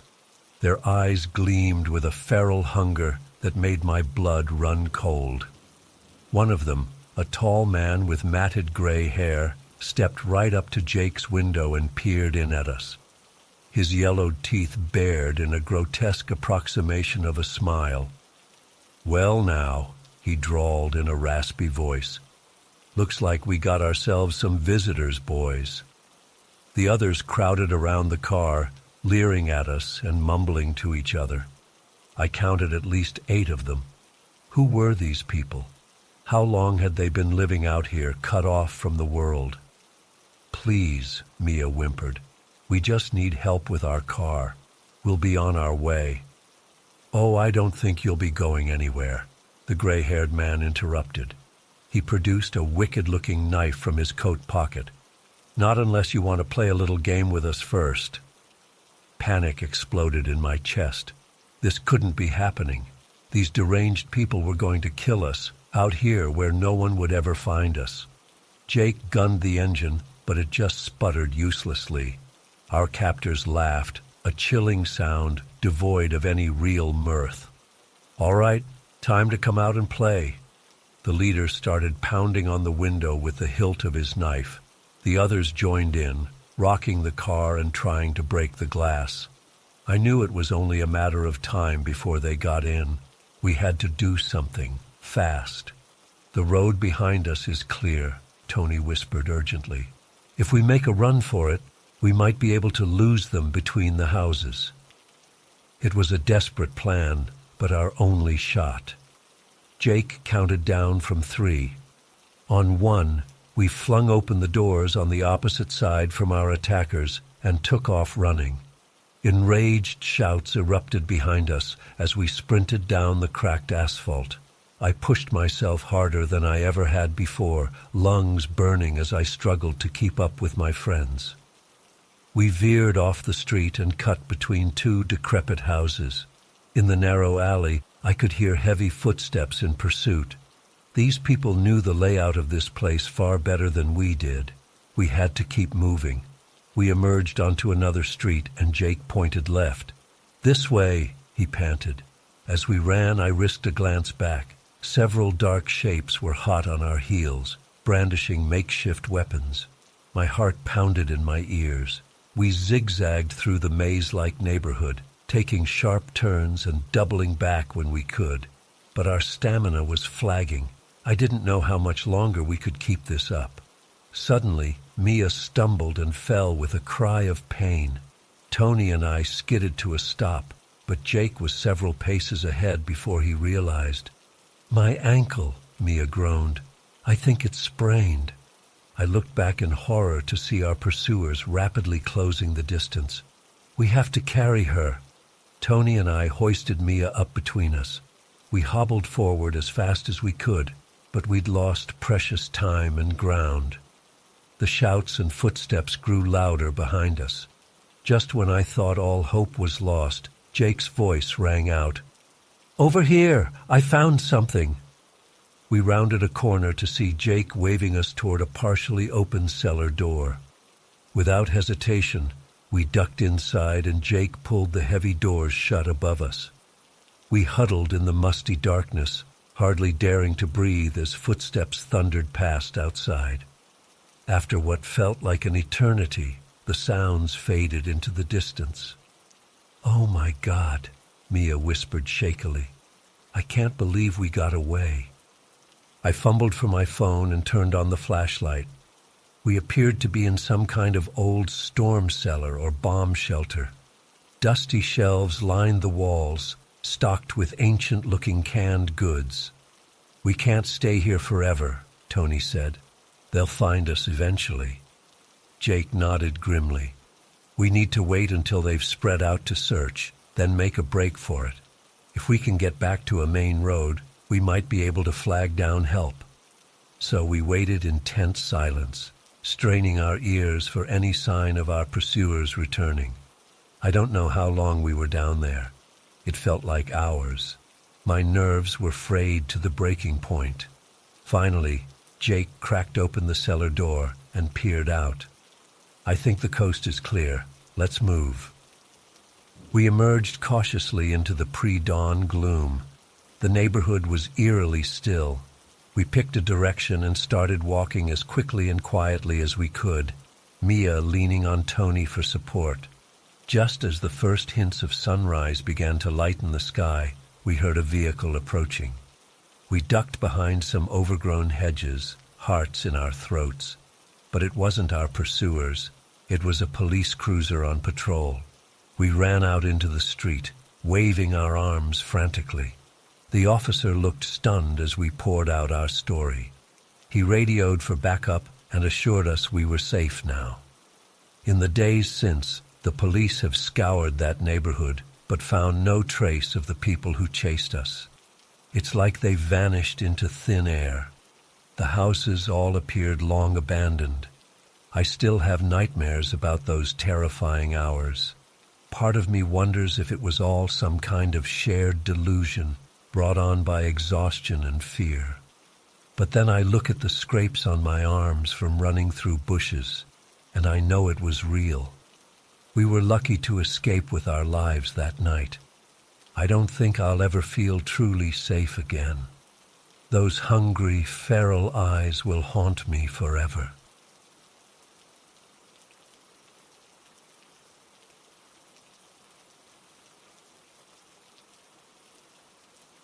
I was always the adventurous one in our friend group, always pushing us to explore new places and seek out thrills.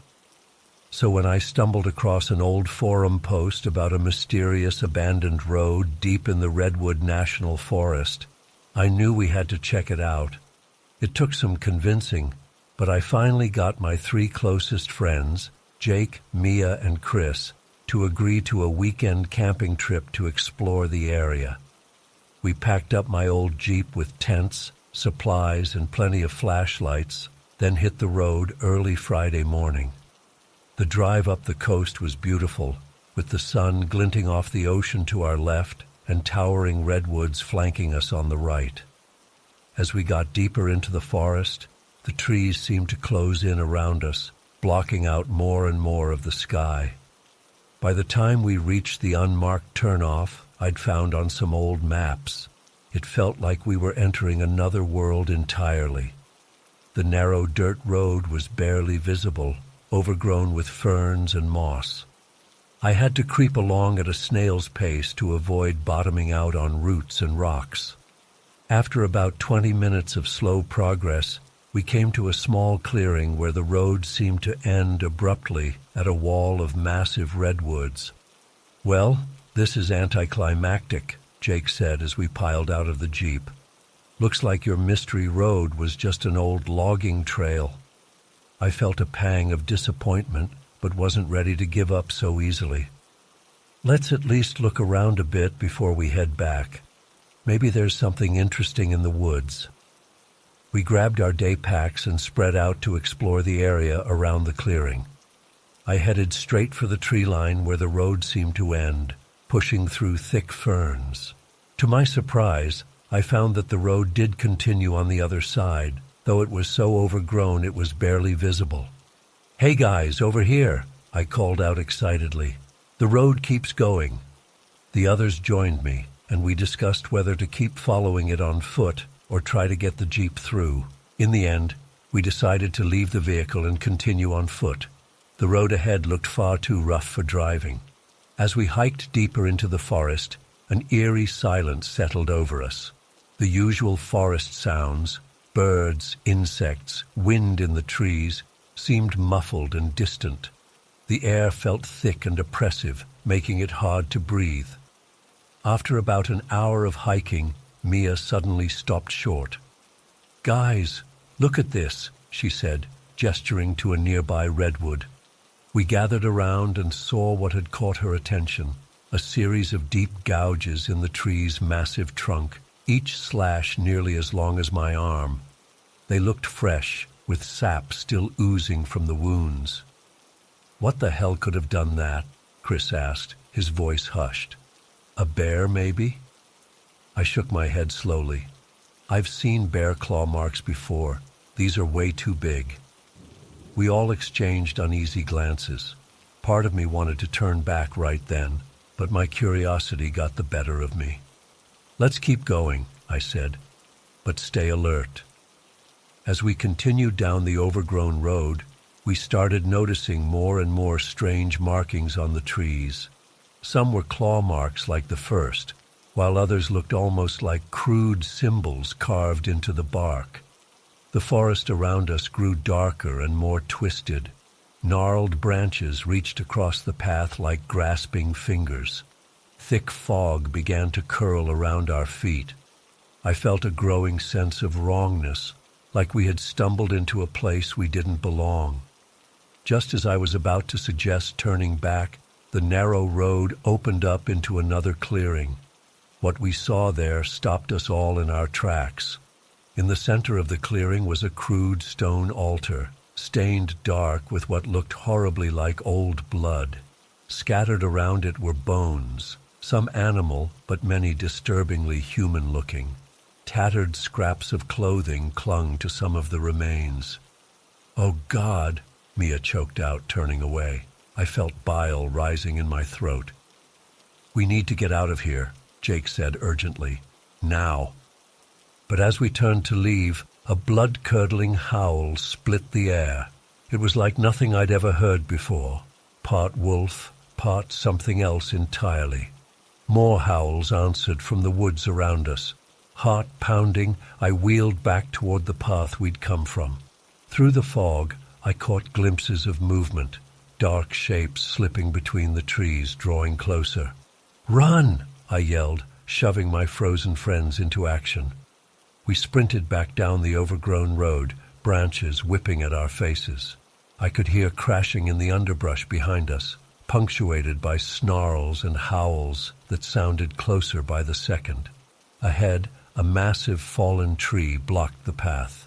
Without slowing, I vaulted over it. As I landed on the other side, my foot caught on a root and I went sprawling. Scrambling to my feet, I looked back in time to see a creature burst from the underbrush behind my friends.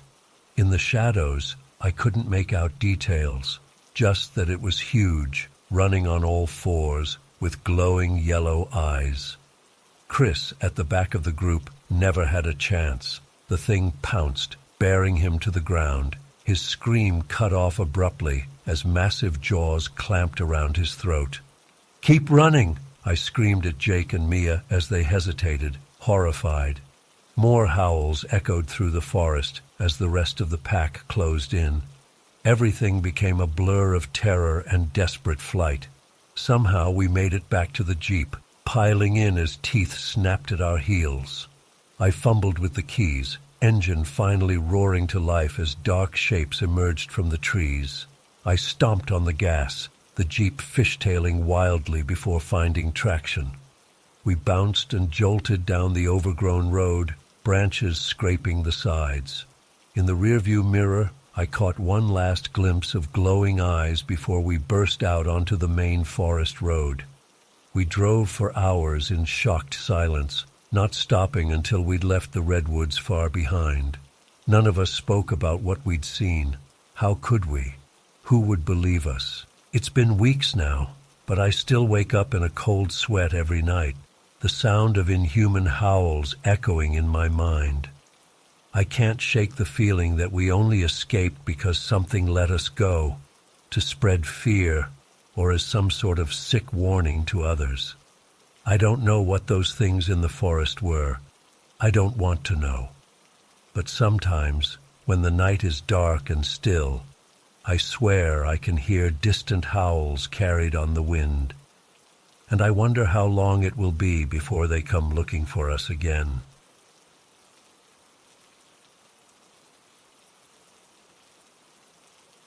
At first, I tried to rationalize it.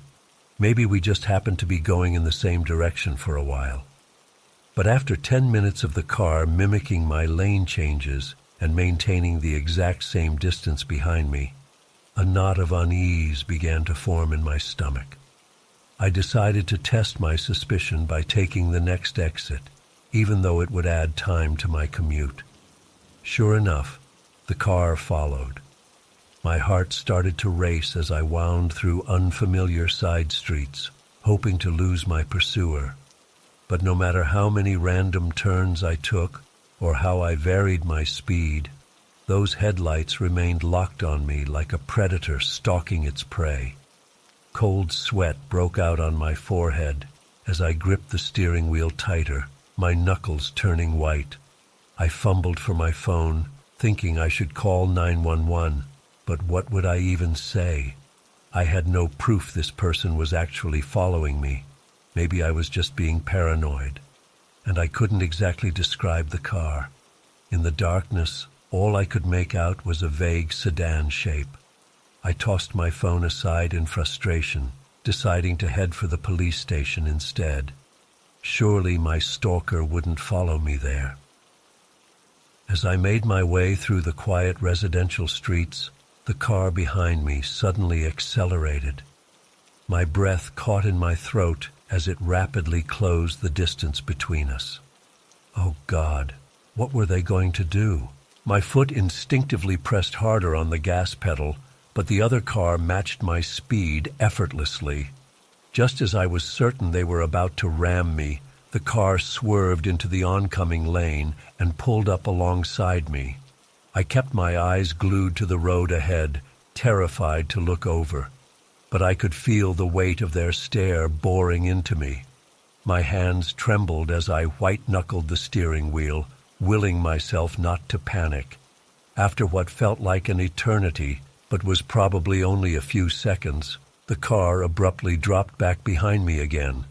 I let out a shaky breath I didn't realize I'd been holding. What the hell was going on? Who was this person, and what did they want with me? I spotted a 24-hour diner up ahead and decided to pull in, hoping there would be other people around. As I turned into the parking lot, my pursuer drove past, continuing down the road. I breathed a sigh of relief, thinking maybe it was over. I sat in my car for a few minutes, trying to calm my frayed nerves before heading inside. The diner was empty except for a bored-looking waitress scrolling on her phone behind the counter. I slid into a booth by the window, ordered a coffee, and tried to make sense of what had just happened. Had I imagined the whole thing? Was I so exhausted from my long shift that I'd conjured up this nightmarish scenario? I was still mulling it over when I saw those all-too-familiar headlights pull into the parking lot. My blood ran cold as I watched a man get out of the car and start walking towards the diner entrance. I quickly ducked down in my seat, praying he wouldn't see me. The bell above the door chimed as he walked in. I heard his footsteps approaching and held my breath. "Please just be here for coffee," I silently pleaded. But then I felt a presence looming over me and slowly looked up to see the man standing at my table, staring down at me with an unsettling grin.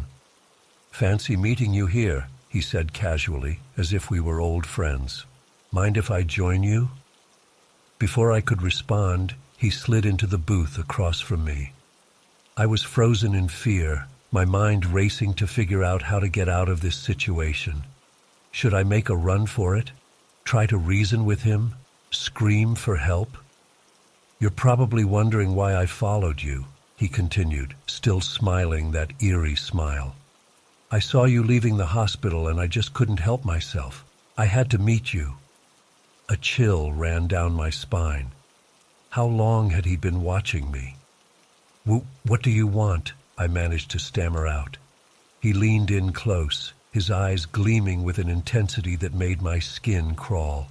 "I want you to save me," he whispered, "like you saved her." My brow furrowed in confusion. "Saved who?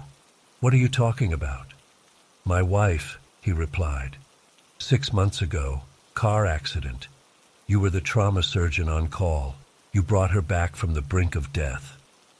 Realization slowly dawned on me as hazy memories from that night came flooding back. It had been a particularly brutal shift, with multiple critical patients. I vaguely recalled a woman who'd been in a horrific crash. She'd flatlined twice on the table, but we'd managed to stabilize her against all odds. I remember," I said hesitantly, "but I don't understand. Why are you following me? Why didn't you just come talk to me at the hospital?" His expression darkened. "Because you only saved part of her. Her body lives, but her mind." He trailed off, shaking his head. "She's not the same. It's like living with a shell of the woman I loved. And it's your fault." My heart was pounding so hard I could hear the blood rushing in my ears. "I'm so sorry about your wife," I said carefully. "But I did everything I could to save her life. Sometimes there are complications we can't predict or prevent. Have you spoken with her doctors about rehabilitation options?" He slammed his fist on the table, making me jump. "I don't want your medical advice," he snarled. "I want you to fix her, make her whole again. You did this to her. Now you have to make it right." I glanced desperately towards the counter, but the waitress seemed oblivious to what was happening, still absorbed in her phone. "Sir, I understand you're in pain," I said, trying to keep my voice steady. "But I'm not the right person to help your wife. She needs specialized care from—" "No!" he cut me off. "It has to be you. You're the only one who can save her, and you're going to come with me right now and do it." He reached across the table and grabbed my wrist in a vice-like grip. I tried to pull away, but he was too strong. "Please," I begged, "you don't want to do this. Just let me go, and we can forget this ever happened."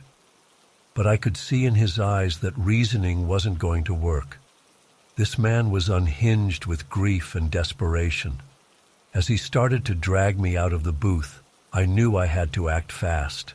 In a burst of adrenaline, I grabbed my scalding hot coffee and threw it in his face. He let out a howl of pain and released my arm. I seized the opportunity and bolted for the door, ignoring the startled cry of the waitress who had finally noticed the commotion. I sprinted to my car, fumbling with shaking hands to get the key in the ignition. Just as I was about to drive off, the man came charging out of the diner. Our eyes locked for a moment, and I saw a look of pure rage contort his features. He ran for his own vehicle, but I was already peeling out of the parking lot. My heart was racing as I sped down the empty streets, constantly checking my mirrors for any sign of pursuit. But this time, no headlights appeared behind me. After about 15 minutes of aimlessly driving around to make sure I wasn't being followed, I finally allowed myself to breathe a small sigh of relief. I drove straight to the police station and spent the next couple hours giving my statement and description of the man. They assured me they would look into it and advised me to be extra vigilant for the next few days. When I finally made it home, the sun was just starting to rise. I was utterly drained, both physically and emotionally. But even as exhausted as I was, I knew sleep wouldn't come easy. Every time I closed my eyes, I saw that man's face, the desperation, the anger, the instability. I spent the next week jumping at every sound and constantly looking over my shoulder. I varied my route to and from work, always on high alert for that car that had stalked me through the night. But I never saw the man or his vehicle again. To this day, I still feel uneasy driving alone at night. I find myself obsessively checking my rearview mirror, half expecting to see those headlights appear. I know rationally that the odds of something like that happening again are incredibly slim. But the fear that gripped me that night left scars that may never fully heal. I often think about that man and his wife, wondering what became of them. Part of me hopes he got the help he so clearly needed, but another part of me will always be looking over my shoulder, waiting for the moment those headlights might reappear in my rearview mirror.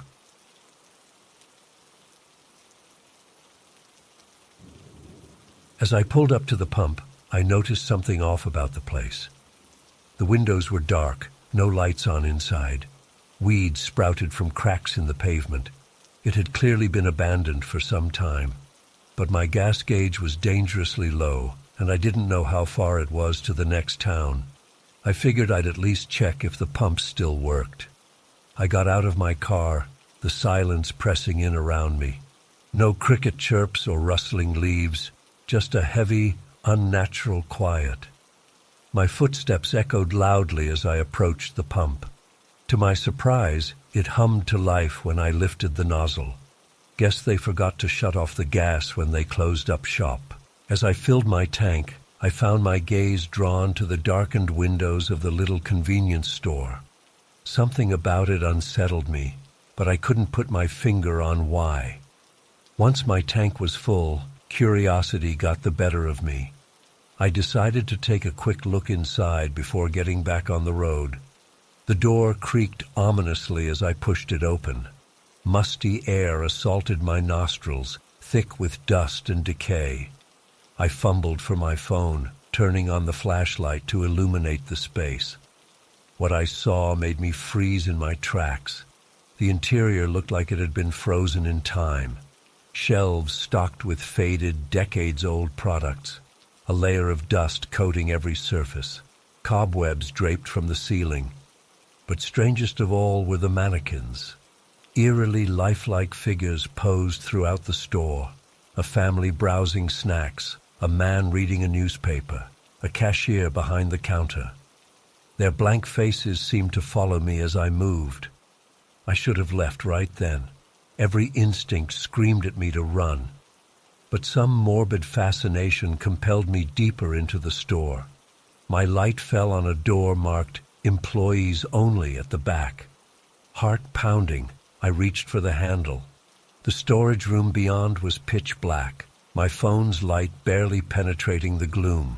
As my eyes adjusted, I made out shapes in the darkness. More mannequins, arranged in a circle. But these looked different, more real somehow. I stepped closer, my breath catching in my throat. These weren't mannequins at all. They were people, real people, frozen in place like statues. Men and women of all ages, some in modern clothes, others in outfits that looked decades out of date. Their faces wore expressions of terror and anguish. I stumbled backward, my mind reeling.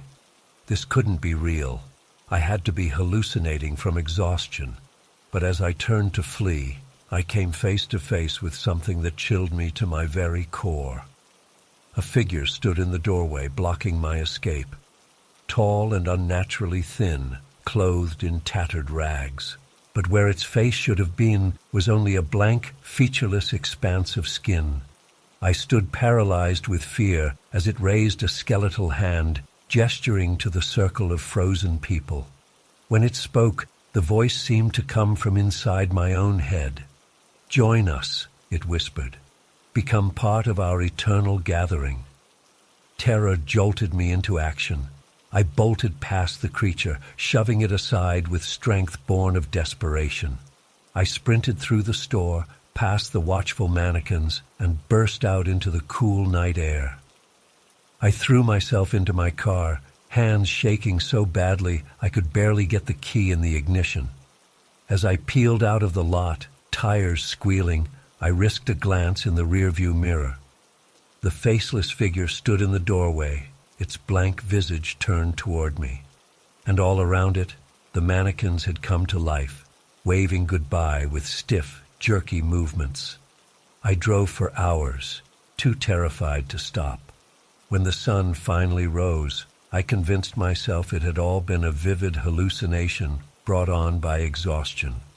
But in the weeks since, I've done some research. There are whispered stories of other travelers encountering that gas station. Some say it appears in different locations, luring in unsuspecting victims. Others claim it's a portal to another dimension, trapping souls for some dark purpose. I don't know what to believe anymore, but I know this. I'll never stop at an isolated gas station in the middle of the night again. And sometimes when I close my eyes, I still see that faceless creature reaching for me, inviting me to join its grim congregation. I fear that one day I might not be able to resist its call. The encounter has left me deeply shaken. I find myself constantly looking over my shoulder, jumping at shadows.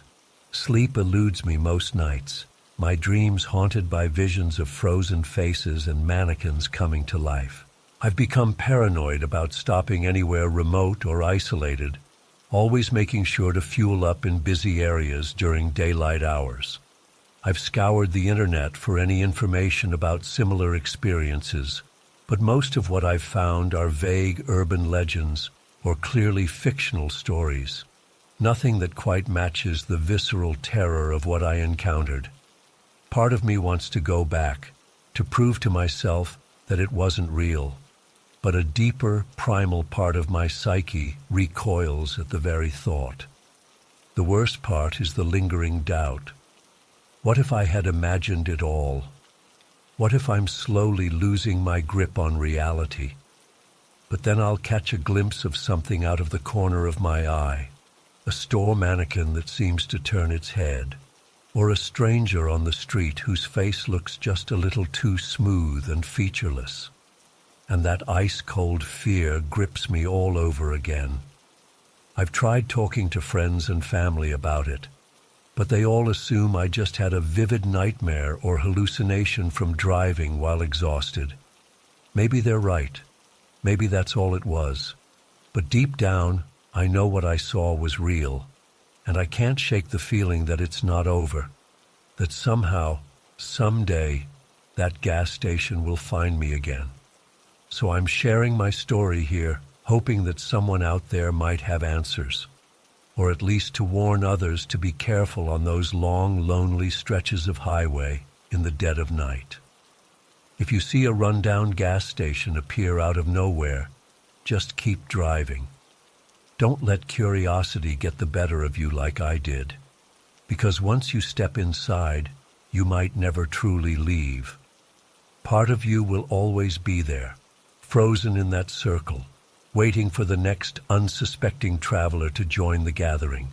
And who knows, maybe one day that traveler will be you. I still drive for work sometimes, but I've changed my habits. I plan my routes meticulously, marking every populated area where I can safely stop. I keep my tank topped off religiously, never letting it drop below half full, and I avoid driving at night whenever possible. But on those rare occasions when I find myself on a dark highway in the wee hours, I can't help but scan the horizon anxiously.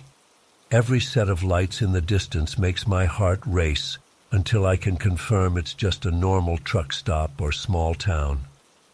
And sometimes, just for a moment, I think I see a familiar neon sign flickering in the distance, beckoning me to pull over and rest a while. I speed up then, gripping the wheel until my knuckles turn white, because I know that if I ever see that gas station again, the temptation to stop and investigate further might be too strong to resist, and next time I might not be lucky enough to escape. So I keep driving, miles rolling by beneath my wheels, always moving, never stopping, because I fear that if I stand still for too long, I'll find myself back in that circle. Another frozen face among the gathered souls, silently screaming as we wait for eternity to claim us all.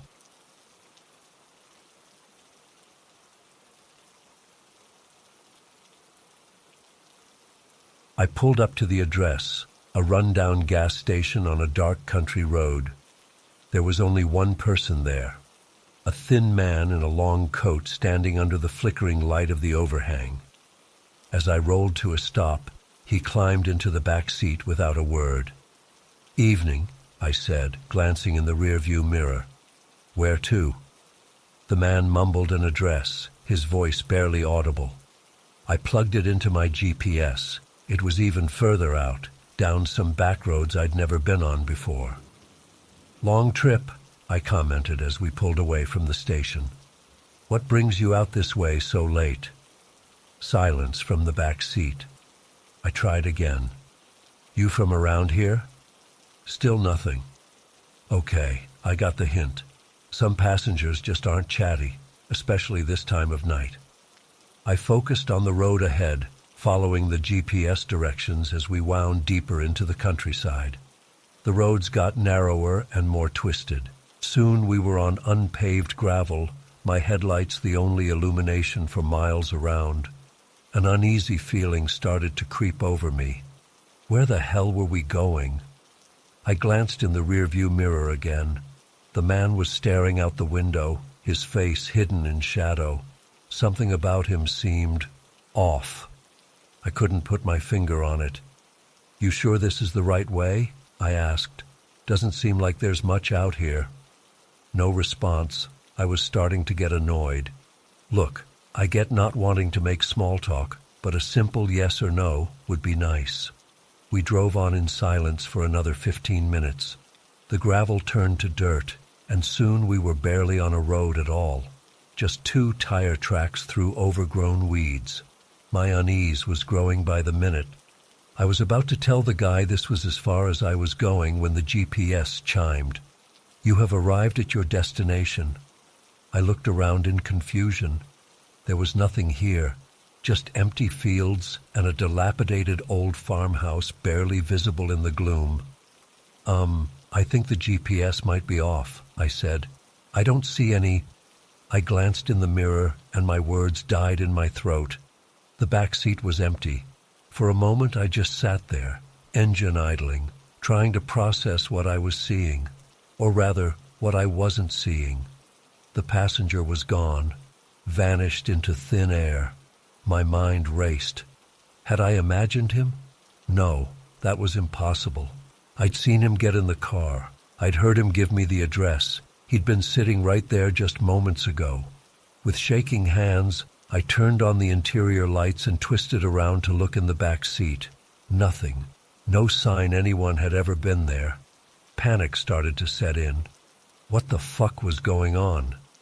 I fumbled for my phone, ready to call someone. The police? Uber support? Who do you even call in a situation like this? That's when I noticed the house. In my shock, I hadn't really looked at it closely, but now I saw a faint light in one of the upstairs windows. It flickered like candlelight. Against my better judgment, I got out of the car. The air was cold and still, not even a breeze. I called out hesitantly, "Hello, is anyone there?" No answer, just the chirping of crickets. I took a few steps toward the house, leaves crunching under my feet. The porch steps creaked as I climbed them. I knocked on the door. It swung open at my touch with a long, eerie creak. "Hello?" I called again, peering into the darkness. "Look, I'm just trying to figure out what's going on. Did someone call for an Uber?" Silence. I fumbled for my phone, turning on the flashlight. The beam illuminated a decrepit interior, peeling wallpaper, broken furniture, thick layers of dust everywhere. This place had clearly been abandoned for years. A chill ran down my spine. I needed to get out of here, now. I turned to leave, and that's when I saw it. A set of muddy footprints leading from the door to the staircase. Fresh footprints. My heart was pounding now. This wasn't right. None of this was right. I backed away slowly, keeping my eyes on those footprints. As I reached the door, a floorboard creaked overhead. I froze. Another creak, like slow footsteps crossing the floor above. I ran. I sprinted for my car, not daring to look back. I could swear I heard the sound of feet on those rickety porch steps behind me, but I didn't stop to check. I flung myself into the driver's seat, slammed the door, and locked it. My hands were shaking so bad I could barely get the key in the ignition. The engine roared to life, and I floored it, tires spinning in the dirt before finding purchase. I raced down that overgrown path, branches scraping the sides of my car. I didn't slow down until I hit pavement again, and even then I kept the pedal to the floor all the way back to town. It wasn't until I pulled into my driveway that I finally allowed myself to breathe. I sat there for a long time, engine off, trying to make sense of what had happened. Had I dreamed it all? Maybe I'd fallen asleep at the wheel and the whole thing was some kind of stress-induced hallucination. But no, my GPS showed the trip. Over an hour of driving to that godforsaken place in the middle of nowhere. I got out of the car on shaky legs, and that's when I saw it. There, in the back seat where he'd been sitting, was a single muddy footprint. I didn't sleep that night, or the next. I kept replaying it over and over, trying to find some rational explanation, but there wasn't one. To this day, I have no idea what really happened out there. I quit driving for Uber after that. Found a nice, safe day job where I don't have to worry about picking up phantom passengers in the dead of night. But I still catch myself checking the back seat whenever I drive alone, just in case. Sometimes I think about going back out there to that old farmhouse to see if it was real, if I could find some answers.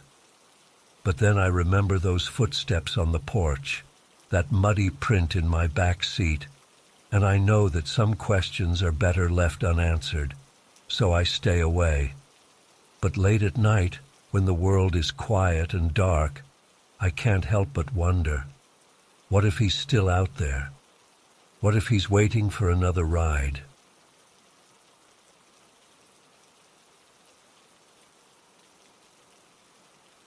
I first noticed it when I heard a loud crash from downstairs. It sounded like glass breaking. My heart started racing immediately. I muted the TV and listened intently, straining to hear any other noises. For a few moments, there was nothing but the pounding rain against the windows. Then I heard it, a soft thud, like someone bumping into furniture. My hands started shaking as I reached for my phone. Should I call the police? Maybe it was just my imagination running wild. I decided to investigate first before potentially embarrassing myself with a false alarm. I crept down the stairs as quietly as I could, wincing at every creak of the old wooden steps. When I reached the bottom, I peered around the corner into the living room. Everything looked normal at first glance, but then I saw it. The lamp that usually sat on the side table was lying shattered on the floor. My breath caught in my throat. I definitely hadn't knocked that over earlier. Someone must be in the house. I backed up slowly, planning to run back upstairs and call 911. But a flicker of movement caught my eye. The door to the storage closet under the stairs was slightly ajar, swaying gently. Against my better judgment, I inched towards it. With a trembling hand, I pulled the door open wider. A gust of cold, damp air hit me in the face. The small window in the closet was wide open, rain pouring in and puddling on the floor. I felt like I'd been doused in ice water. I never ever left that window open. It was always locked tight. Someone must have broken in through there. Panic exploded in my chest. I spun around, ready to make a mad dash for the front door, but I froze when I heard the unmistakable sound of footsteps overhead. Slow, deliberate footsteps moving across the floor of my bedroom. In that moment, pure terror took over. I didn't think, I just acted. I bolted for the front door, fumbling with the locks with shaking hands. I could hear the footsteps getting closer, heading for the stairs. Just as I managed to wrench the door open, I heard the creak of the top stair. I ran out into the storm without even grabbing my shoes or coat. The rain lashed at my face as I sprinted down the street, not daring to look back. I didn't stop until I reached my neighbor's house, pounding frantically on their door. They let me in, alarmed by my hysteria. Through gasping sobs, I managed to explain what happened.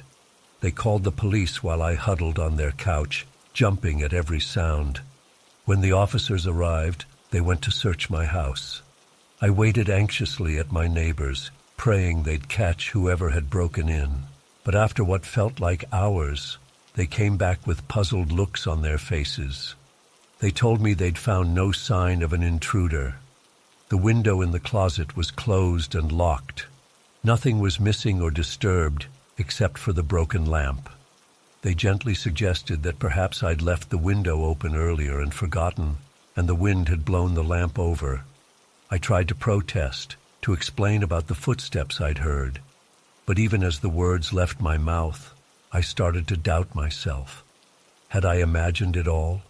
The storm, the darkness, my own fears, had they all combined to play tricks on my mind? The police advised me to stay with my neighbors for the night, just to be safe. They did a final sweep of the house and left, clearly unconvinced that any real threat had existed. I spent a sleepless night tossing and turning on my neighbor's couch, reliving those terrifying moments over and over. The next morning, I hesitantly returned home. Everything looked normal in the harsh light of day. I went through every room, looking for any evidence of an intruder. But I found nothing out of place. The broken lamp was the only sign that anything unusual had happened. As the days passed, I tried to convince myself that it had all been in my imagination. Maybe I really had left that window open and forgotten. Maybe the storm had somehow made me hear things that weren't there. I installed a security system and extra locks, telling myself it was just for peace of mind. But late at night, when the house is quiet and dark, I still find myself lying awake, listening, wondering if I'll hear those footsteps again, wondering if someone really was in my house that night, and why they left without taking anything, wondering what they wanted and if they'll ever come back. I've thought about moving, but something keeps me here. A need to prove to myself that I'm not crazy, that what I experienced was real. So I stay, jumping at every unexpected noise, always looking over my shoulder. Sometimes I think I catch glimpses of movement out of the corner of my eye, or hear the faintest sound of breathing when I'm alone in the house. But when I turn to look, there's never anything there, just shadows and silence. I don't know if I'll ever feel truly safe in this house again. The memory of that night haunts me, leaving me with more questions than answers. Was someone really there? Or did my mind conjure up the whole thing? I'm not sure which possibility terrifies me more. All I know is that every time a storm rolls in, I find myself reliving that night. The crash of the lamp, the open window, those footsteps on the stairs. I tell myself it wasn't real, that I'm safe now. But deep down, a part of me is always waiting, listening for those slow, deliberate steps coming down the hall. I've never told anyone else the full story of what happened that night. They'd probably think I was losing my mind. Hell, sometimes I think I am. But writing this all down, sharing it with others who might understand, it helps somehow. Makes me feel less alone with this burden of fear and doubt I've been carrying. So if you're reading this and you've ever experienced something similar, know that you're not alone. And if you haven't, count yourself lucky. But maybe check your windows before you go to bed tonight, just in case.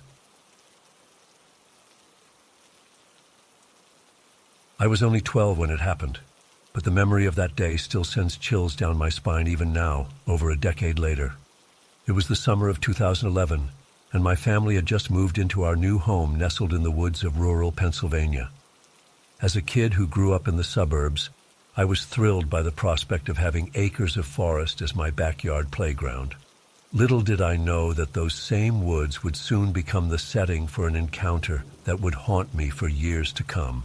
It was a warm August afternoon, and I had spent most of the day exploring the forest surrounding our property.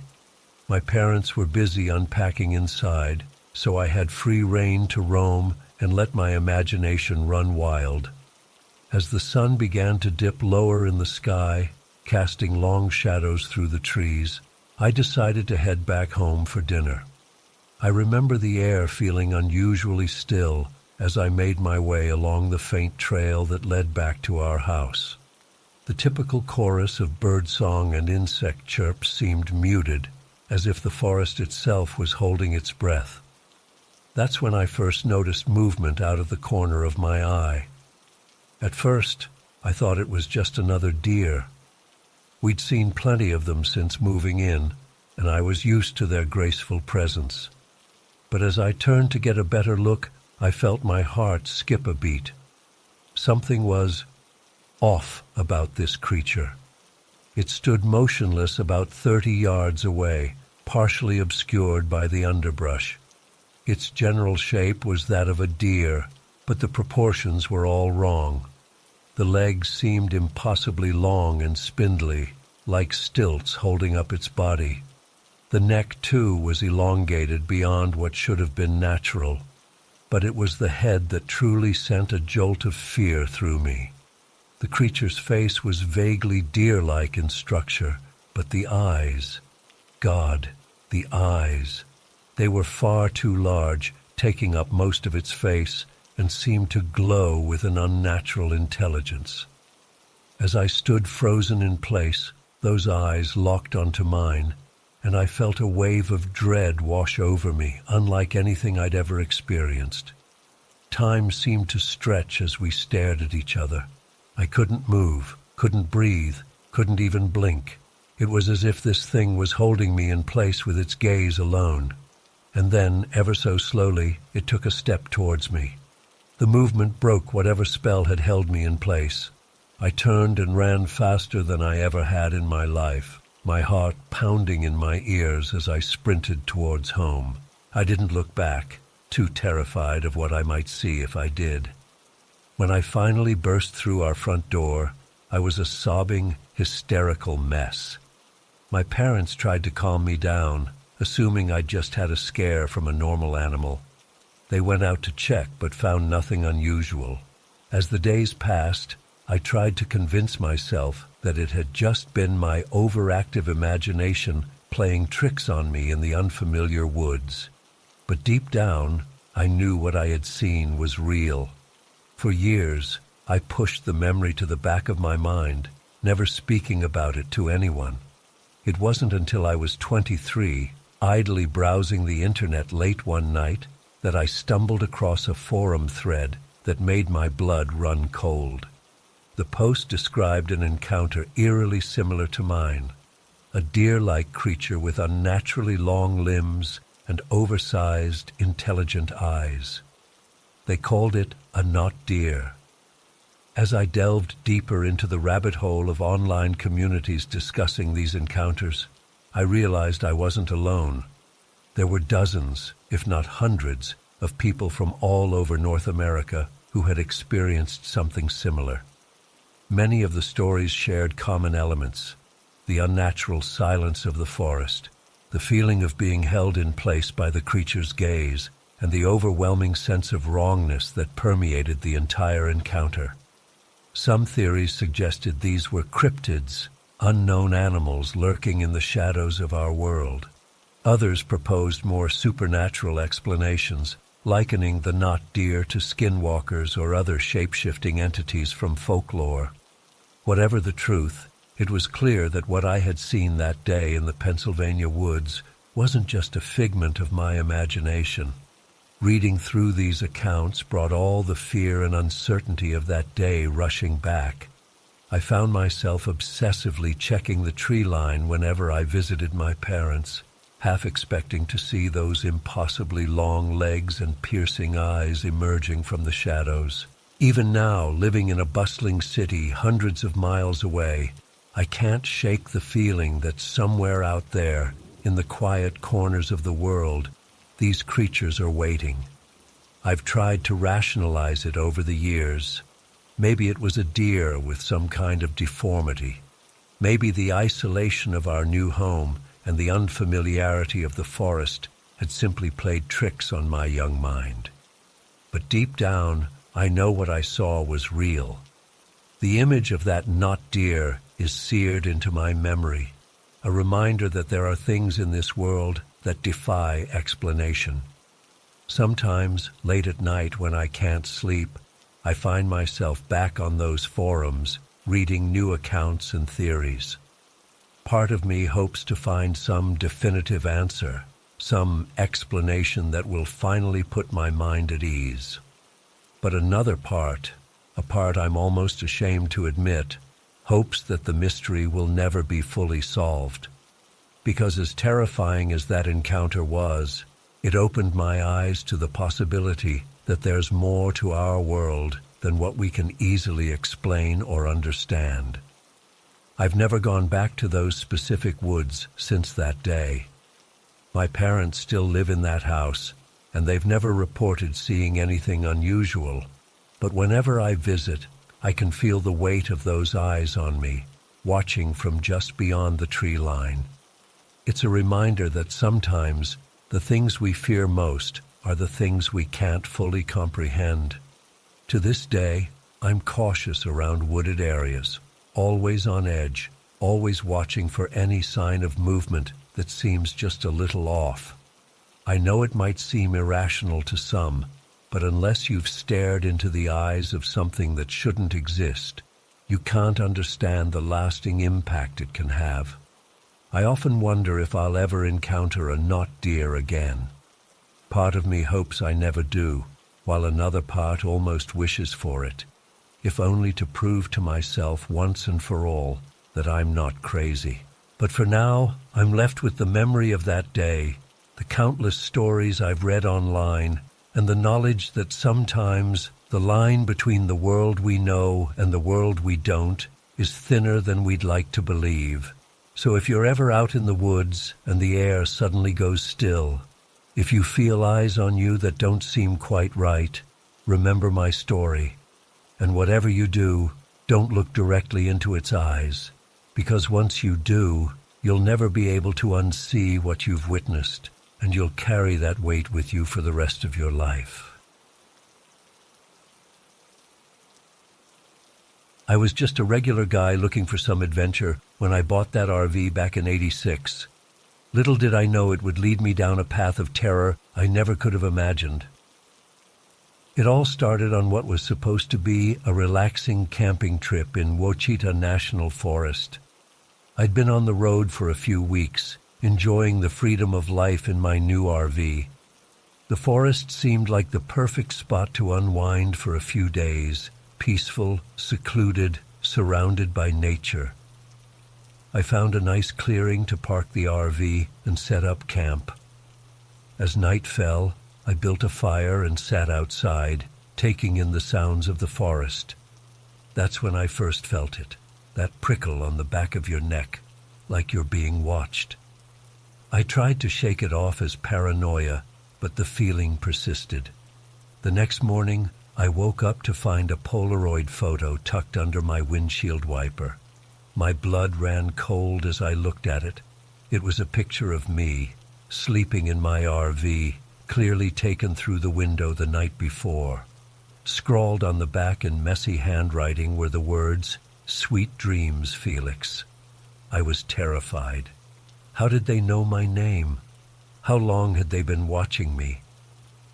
I immediately packed up camp and drove to the nearest town, my hands shaking on the steering wheel the whole way. I went straight to the local police station to report it. The sheriff seemed concerned, but said there wasn't much they could do based on one photo. He advised me to stay in town for the night and head home in the morning.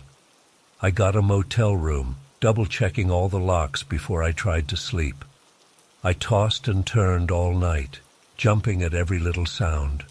When I finally drifted off near dawn, I had vivid nightmares of being hunted through dark woods by an unseen predator. I woke up in a cold sweat, relieved to see sunlight streaming through the windows. As I was loading up the RV to leave, my heart stopped. There was another photo on the dashboard, me sleeping in the motel room, taken just hours ago. On the back it said, "You can't hide from me, Felix. The game is just beginning. Theodore." I peeled out of that parking lot so fast I'm surprised I didn't leave tire marks. I drove for hours, only stopping for gas when absolutely necessary. I kept checking my mirrors, convinced I was being followed. When I finally got home, I thought I'd be safe. I was wrong. Over the next few weeks, the photos and messages kept coming. They'd appear on my front porch, slipped under my door, even inside my locked house. Always the same taunting tone, always signed Theodore Grayson. I was going out of my mind with fear and paranoia. I installed security cameras, changed my locks, even stayed with friends for a while. But Theodore always found me. The photos became more intrusive, me at work, out with friends, even in my own shower. It was like nowhere was safe. I went back to the police multiple times, but they said there was little they could do without catching Theodore in the act. They advised me to start documenting everything, which I did obsessively. I filled notebook after notebook with times, dates, and details of each incident. One day, about 2 months in, I came home to find my living room trashed. Furniture overturned, papers strewn everywhere. But nothing was stolen. Instead, there was a message scrawled on my wall in what looked horribly like blood. "The hunt is on, Felix. Run or die." That was my breaking point. I packed a bag and fled town that night, not telling anyone where I was going. I drove for days, staying in seedy motels paid for with cash, constantly looking over my shoulder. But no matter where I went, Theodore found me. The photos and messages kept coming, each one more twisted than the last.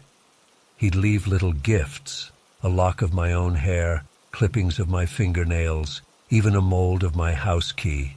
It was like he was always one step ahead. After weeks on the run, I was at my wits' end. I hadn't slept more than an hour at a time in days.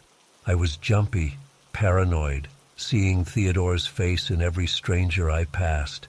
That's when I had my epiphany. I couldn't keep running forever. I had to fight back. I started doing research, digging into similar cases across the country. To my shock, I found dozens of people with stories just like mine. All of them stalked relentlessly by someone who seemed to know their every move, who delighted in psychological torture. I reached out to some of these survivors, and we formed an informal support group. We'd share information, compare notes, try to find patterns. That's when we stumbled onto something bigger than we ever imagined. Several of us had heard our stalkers mention something called the Watchers. At first, we thought it was just another scare tactic. But as we dug deeper, a horrifying picture began to emerge. The Watchers appeared to be some kind of twisted secret society or cult.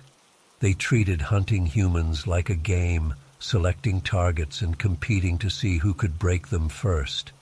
The psychological torment, the constant surveillance, the threats, it was all part of their sick sport. Armed with this new information, I went back to the authorities. This time, they took me seriously. They put me in touch with an FBI agent who'd been investigating similar cases. Together, we started building a case against the Watchers. It wasn't easy. These people were careful, well-connected, and ruthless. But slowly, we started to make progress. We identified a few lower-level members, flipped them for information. We uncovered financial records, communication networks, even a few locations they used for meetings. All the while, Theodore's harassment continued. But now, instead of paralyzing me with fear, it fueled my determination. Every photo, every threatening note, every invasion of my privacy became evidence to use against him and his twisted organization. The breakthrough came about 6 months after that first photo in the forest. We managed to intercept a message about an upcoming Watcher initiation ceremony. It was the chance we'd been waiting for.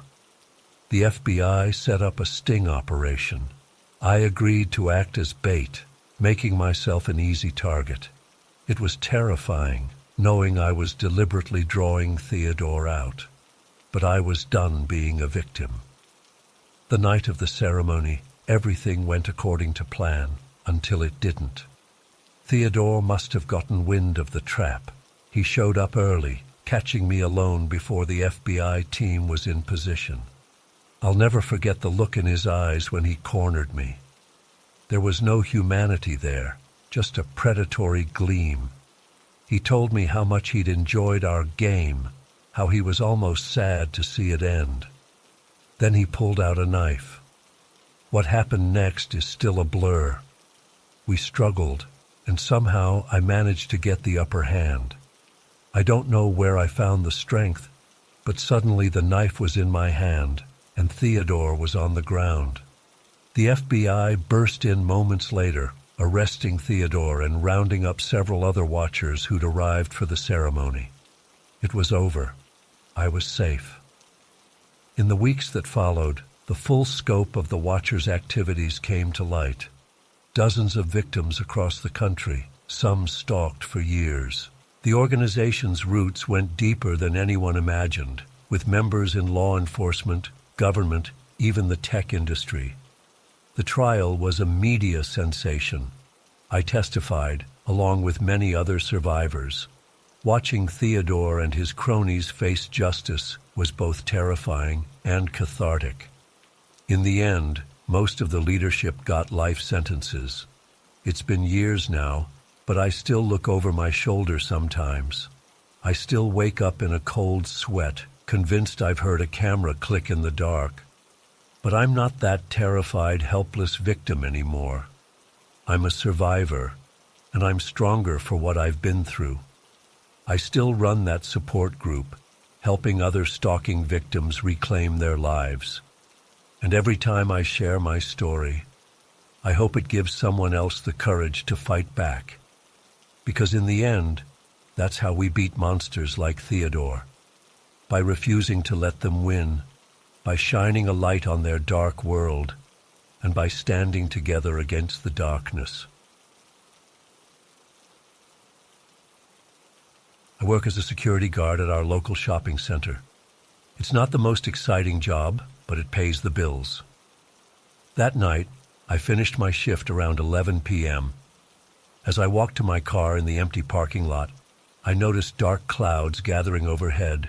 Great, just what I needed, a storm to make my long drive home even worse. I live about an hour away from the mall, and part of my commute involves taking this winding back road through some pretty remote areas. Usually I don't mind the drive. It's peaceful, and I use the time to decompress after work.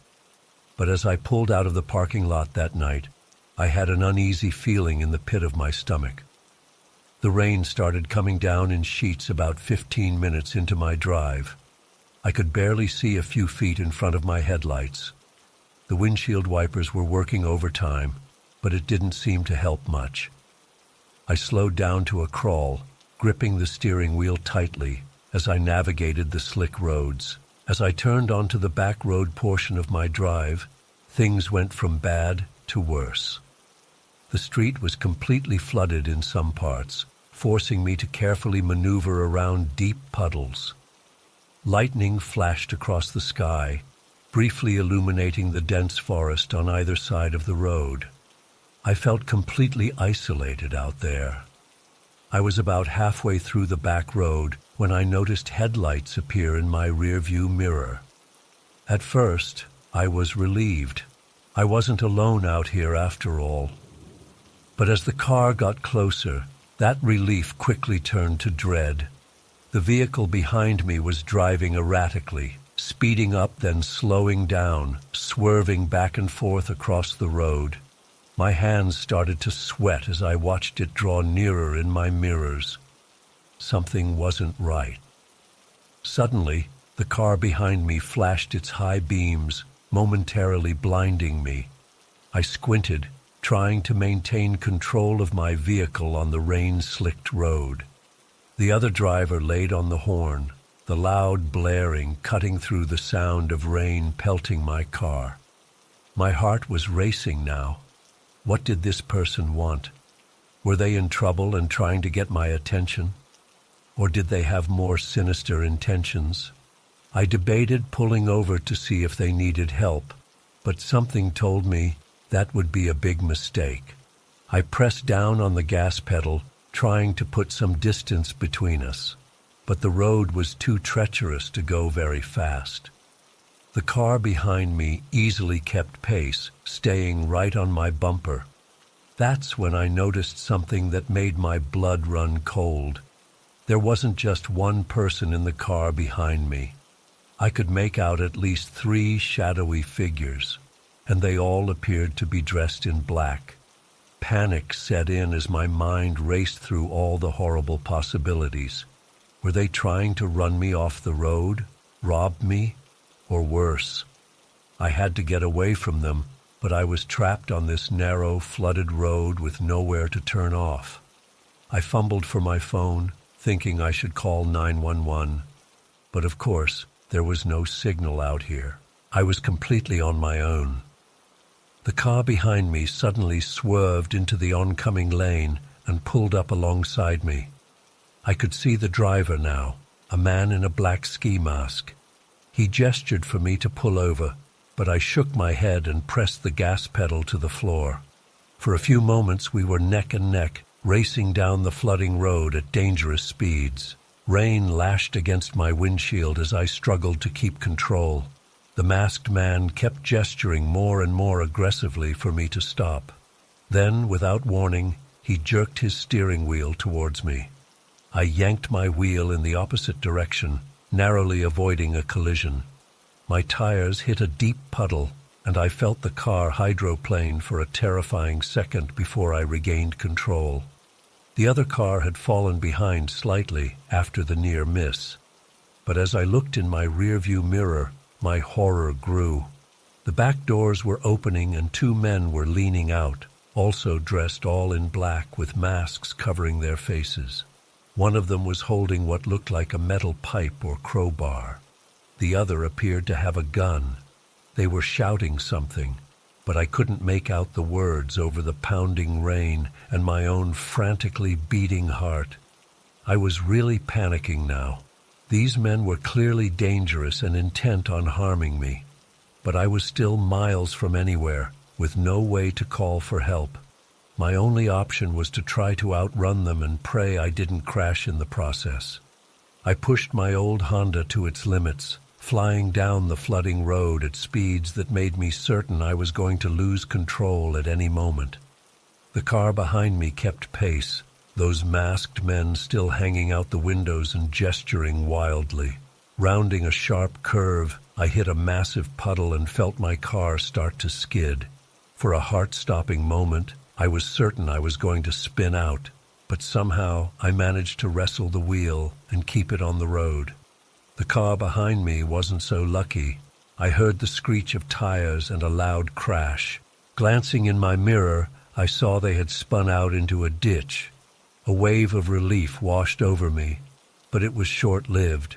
As I watched, the masked men climbed out of their wrecked vehicle and started sprinting after my car on foot. Who were these guys? How could they possibly think they could catch me on foot?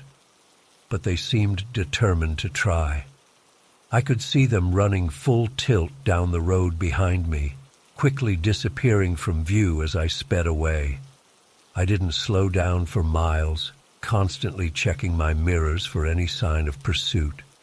Finally, I reached the main road and breathed a shaky sigh of relief. I was safe, or so I thought. As I merged onto the highway, a chill ran down my spine.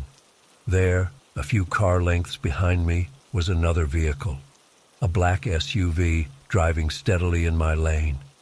Were they connected to the men who had chased me?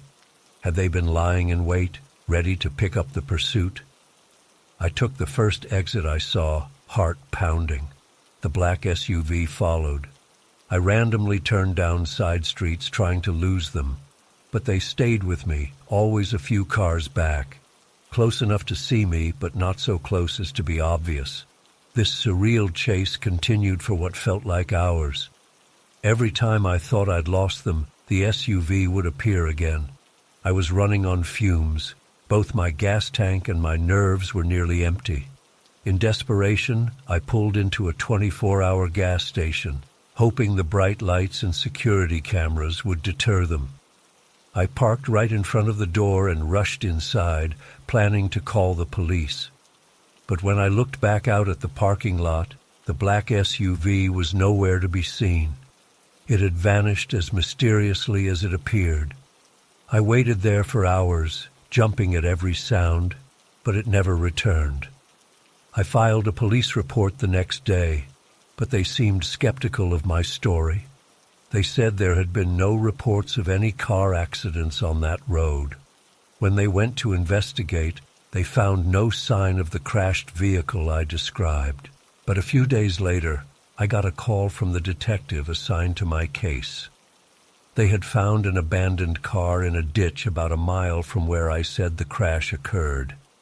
It matched the description I gave, but here's the weird part. It had been reported stolen over 6 months ago in another state.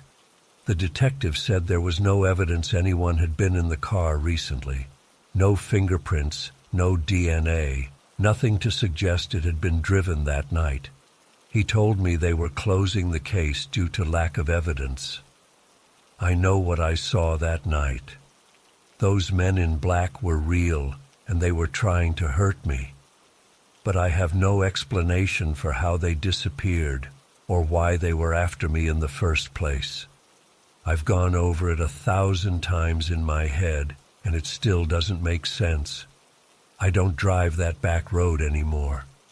I take the long way home, sticking to well-lit areas with lots of traffic. But I still check my mirrors constantly, half expecting to see that black SUV appear behind me again. I don't know if I'll ever feel truly safe on the road again after what happened that rainy night. I was born and raised in Louisiana, and hunting's been a part of my life since I was old enough to hold a bow. But what happened to me in December 2018 changed everything. I still can't shake it, no matter how hard I try. It was a crisp Saturday morning when I set out for my favorite hunting spot deep in the woods. I'd been looking forward to this solo trip for weeks, needing some time alone to clear my head after a rough patch at work. The familiar scent of pine and damp earth filled my nostrils as I hiked into the forest, my bow slung over my shoulder. I reached my usual spot just as dawn was breaking. The woods were quiet, save for the occasional bird call or rustle of leaves. I settled into my tree stand and prepared for a long, peaceful wait.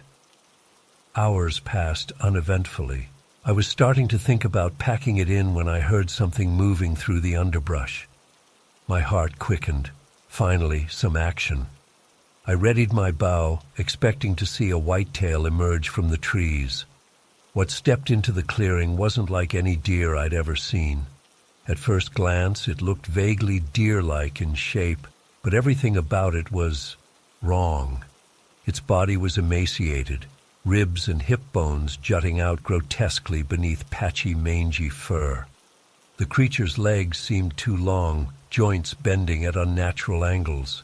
But it was the head that made my blood run cold. Massive, deformed antlers sprouted from its skull, twisting and branching in impossible ways.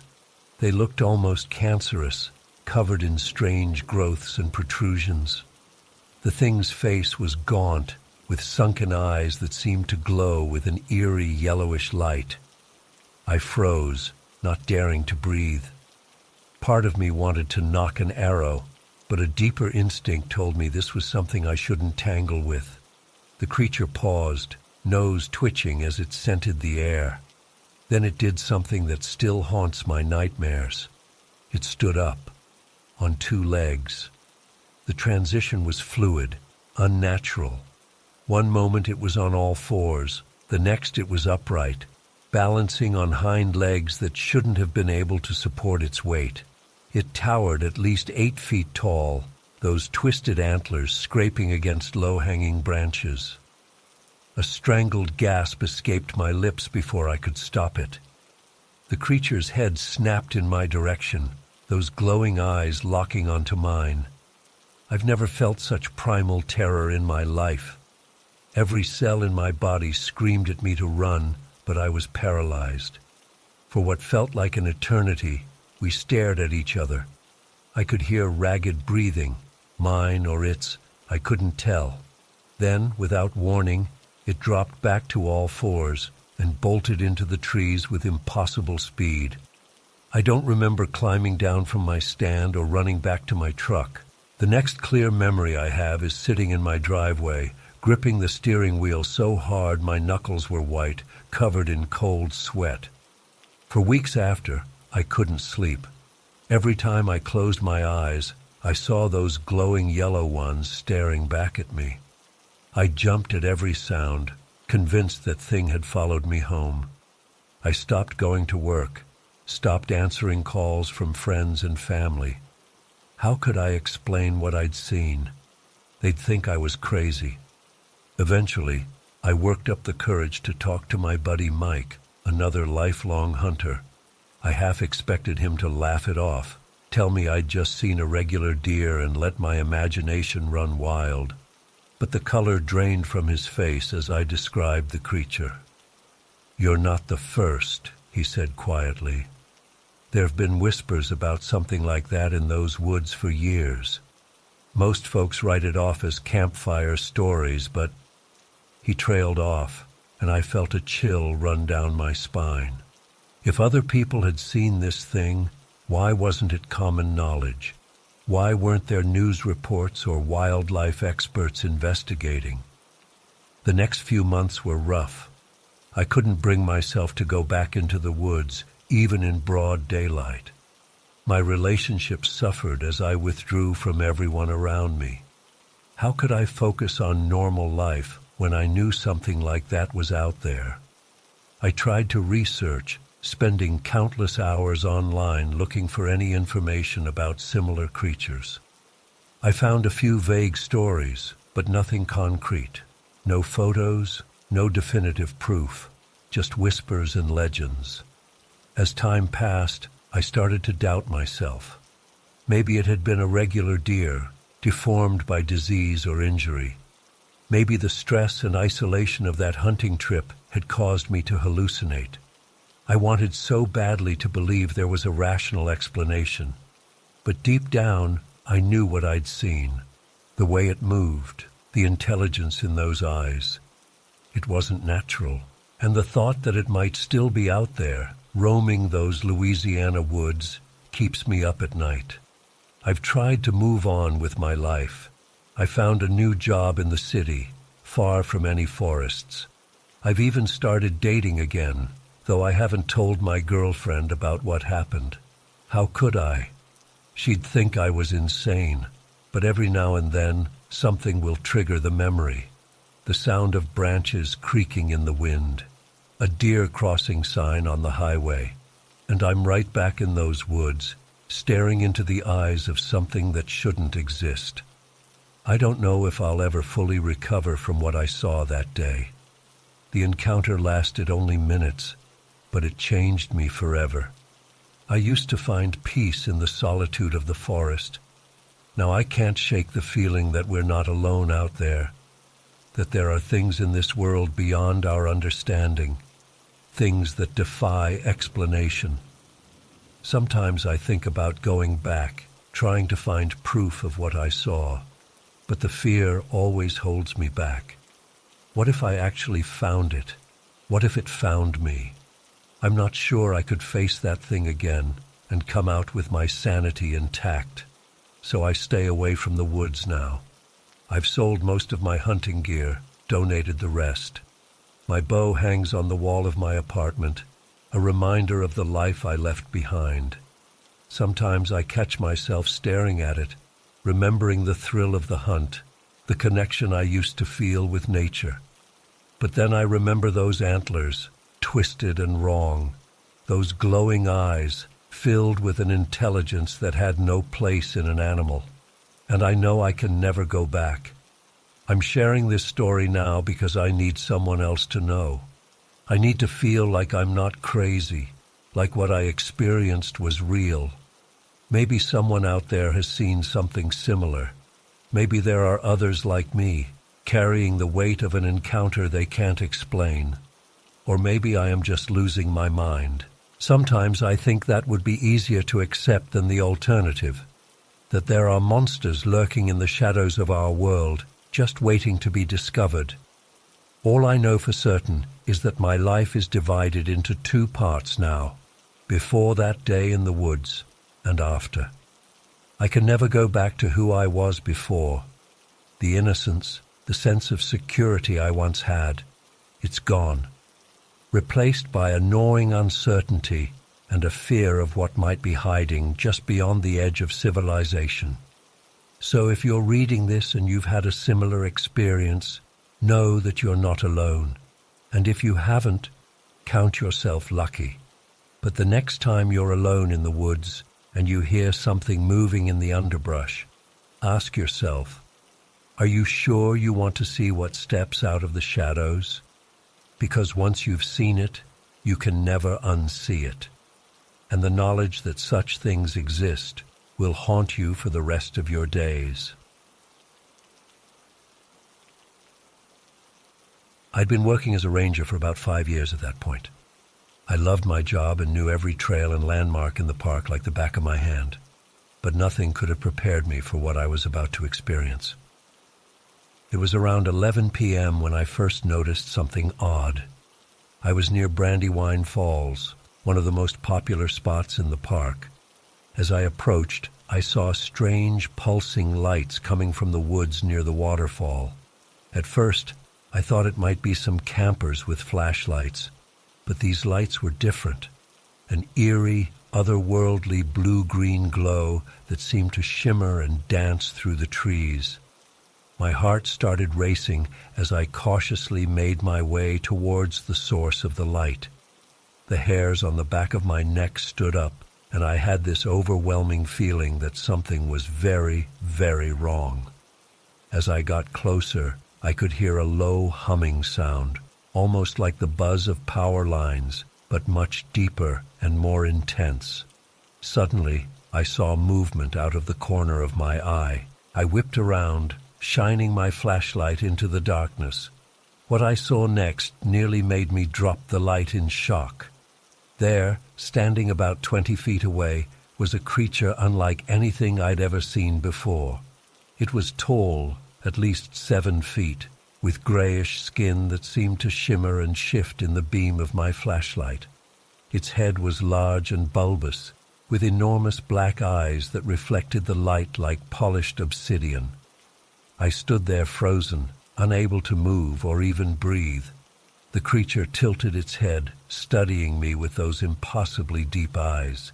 Then, to my utter disbelief, its entire body began to change.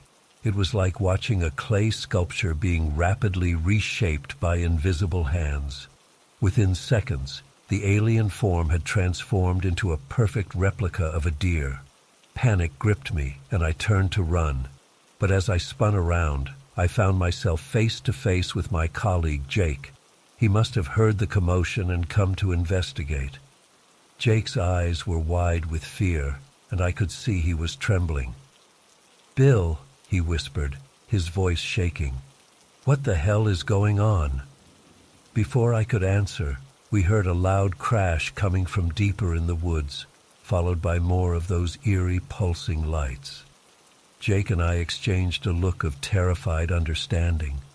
Whatever was happening, we were in this together now. We cautiously made our way towards the source of the disturbance, our hearts pounding in our chests. As we pushed through a dense patch of underbrush, we suddenly found ourselves in a small clearing. What we saw there will be forever burned into my memory. In the center of the clearing was a massive metal object, partially buried in the earth. It was clearly some kind of craft, but like no aircraft I'd ever seen. The surface was smooth and silvery, with no visible seams or rivets. Strange symbols were etched into the hull, glowing with that same eerie blue-green light we'd seen earlier. Surrounding the craft were more of those shape-shifting creatures, at least a dozen of them. Some appeared as animals native to the park, deer, bears, even a few birds perched in the trees. Others maintained their alien form, moving around the craft with purpose, seemingly assessing the damage. Jake and I crouched behind a fallen log, trying to process what we were seeing. It was clear we had stumbled upon something extraordinary and potentially dangerous. We needed to alert the authorities, but who would believe us? As we watched, one of the alien beings approached the craft and placed its hand on the hull. To our amazement, a section of the metal simply melted away, creating an opening. The creature disappeared inside, only to emerge moments later, carrying what looked like some kind of technical equipment. Suddenly, one of the aliens in deer form turned its head in our direction. Those black eyes locked onto us, and I knew instantly that our cover was blown. Jake must have realized it too, because he grabbed my arm and whispered urgently, "Run!" We took off through the woods, crashing through the underbrush in blind panic. I could hear strange clicking sounds behind us, growing louder as our pursuers gave chase. My lungs burned and branches whipped at my face, but sheer terror kept me going. We finally burst out of the tree line near the ranger station. Jake fumbled with his keys, hands shaking as he tried to unlock the door. Just as we heard the aliens approaching, he managed to get it open, and we tumbled inside, slamming the door behind us. For a moment, we just stood there, gasping for breath and staring at each other in disbelief. Then Jake stumbled to the radio and called for backup. I'm not sure exactly what he said. My mind was still reeling from what we'd just witnessed. Within an hour, the park was swarming with local police, state troopers, and even some men in dark suits who refused to identify themselves but carried themselves with an air of authority. Jake and I were separated and questioned for hours about what we'd seen. To my surprise, the officials seemed less shocked by our story than I expected.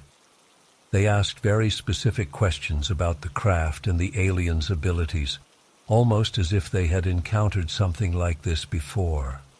As dawn broke, I was finally allowed to leave the station. I stepped outside to find the park crawling with activity. There were helicopters circling overhead, and I could see teams of people in hazmat suits heading into the woods towards the crash site. Over the next few weeks, the official story was that a small plane had gone down in the park, and the area was closed for environmental cleanup. But Jake and I knew the truth. We were sworn to secrecy, told that revealing what we'd seen would be a threat to national security. Life slowly returned to normal, or at least as normal as it could be after an experience like that. Jake and I were allowed to keep our jobs, but we were closely monitored. Occasionally, we'd spot one of those men in suits lurking around the park, keeping an eye on things. A few months after the incident, I was approached by one of the suited men. He introduced himself as Agent Thompson and said he was part of a special task force dedicated to managing and understanding these alien visitors. According to Thompson, the beings we encountered were part of an experimental group of shapeshifters. Their ship had malfunctioned, forcing them to crash land on Earth. The government had been aware of their presence for some time, and was working to keep their existence hidden while trying to learn more about their technology and abilities. I was offered a chance to work with this task force, using my knowledge of the park to help monitor any ongoing alien activity. It was a lot to take in, but after what I'd seen, I felt a responsibility to be involved. For the next several years, I led a double life.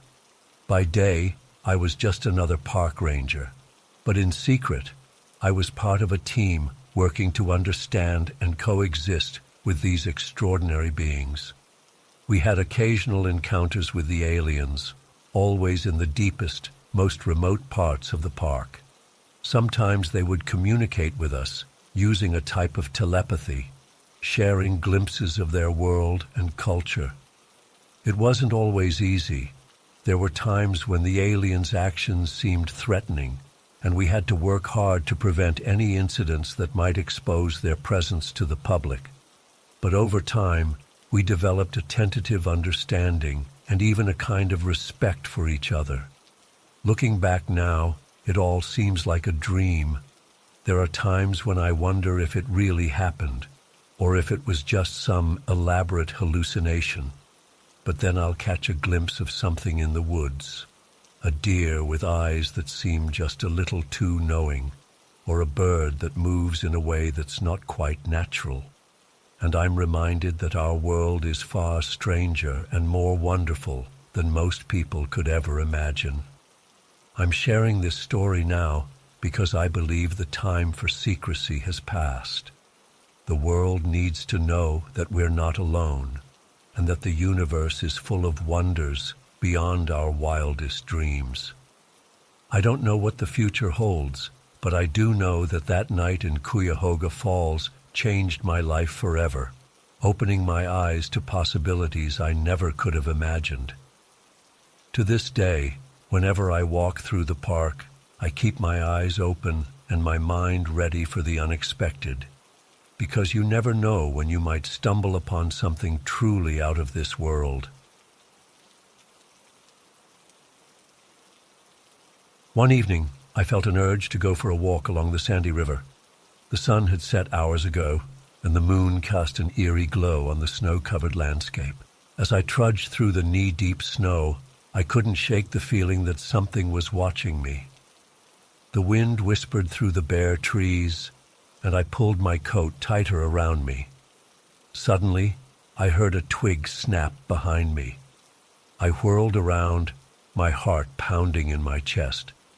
There was nothing there, just the endless expanse of white snow and dark trees. I laughed nervously, trying to shake off the creeping dread that was settling in my bones. But as I turned to continue my walk, I saw it. Standing about 50 yards away was a figure that made my blood run cold. It was tall, at least 8 feet, with a gaunt, emaciated body covered in matted fur. Its arms were unnaturally long, ending in razor-sharp claws that dragged in the snow. But it was the face that truly terrified me, a skull-like visage with sunken, glowing eyes, and a mouth full of needle-like teeth stretched into a grotesque grin. I knew instantly what I was looking at. The Wendigo, the creature of hunger and winter that my grandfather had warned me about since I was a child. I had always thought it was just a story to keep kids from wandering too far into the woods. But here it was, real and terrifying beyond my wildest nightmares. For a moment, we just stared at each other. Then, with a bone-chilling shriek, it began to move towards me. I didn't think, I just ran. I ran faster than I ever had in my life, my lungs burning with the cold air, as I desperately tried to put distance between myself and the monster. I could hear it behind me, its long strides easily keeping pace. The sound of its labored breathing and the crunch of snow under its feet drove me to push harder. I didn't dare look back, afraid of what I might see.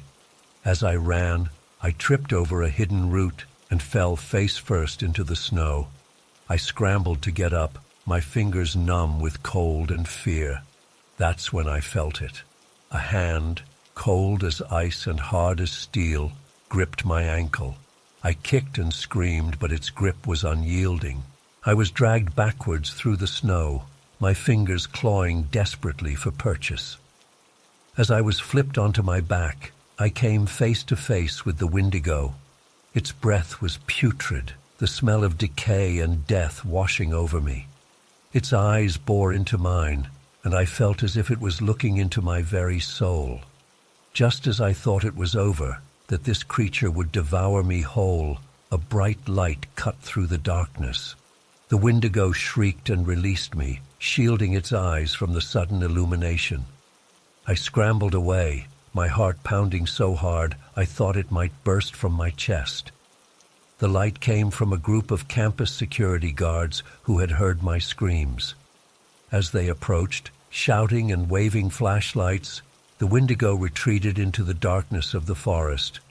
I was left shaking and sobbing in the snow, trying to explain what had happened, but finding no words to describe the horror I had just experienced. The guards helped me back to campus, assuming I had simply gotten lost and panicked in the dark. But I knew what I had seen.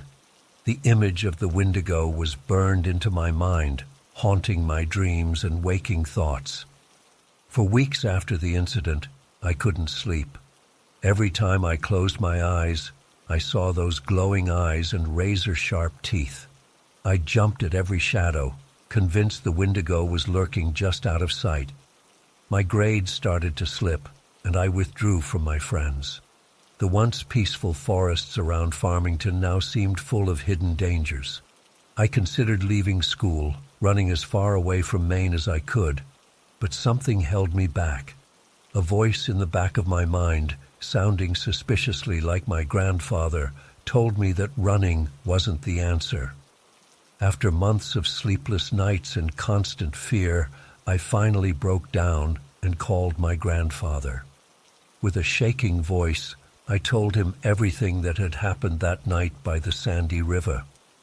To my surprise, he didn't dismiss my story or try to rationalize it away. Instead, he listened quietly and then said, "It's time for you to come home, grandson. There's much we need to discuss." I took a leave of absence from school and returned to my family's reservation. My grandfather met me with a solemn expression. He took me to our sacred sweat lodge, and there, surrounded by the heat and the smell of sacred herbs, he began to tell me the true nature of the Wendigo. "The Wendigo is more than just a creature of the forest," he explained. "It is a manifestation of our deepest fears and darkest impulses. It preys on those who are lost, not just in the woods, but in their hearts and minds." He went on to explain that my encounter with the Wendigo was a sign that I was at a crossroads in my life, struggling with my identity and my place in the world.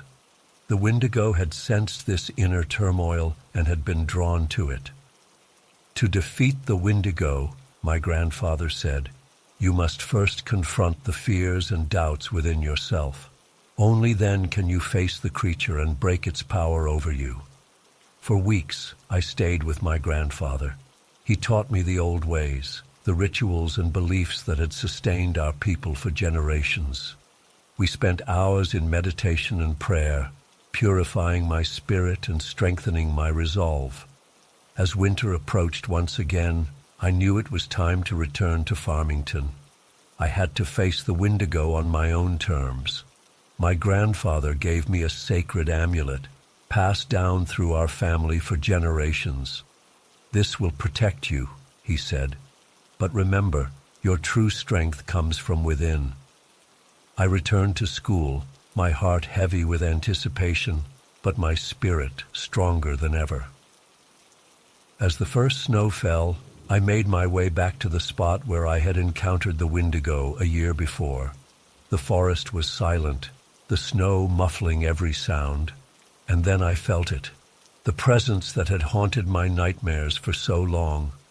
I turned slowly, and there it was, the Wendigo, just as terrifying as I remembered. But this time I didn't run.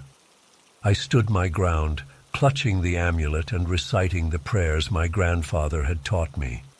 The Wendigo howled, a sound that chilled me to my core. But I didn't falter. I faced it, acknowledging my fears, but refusing to let them control me.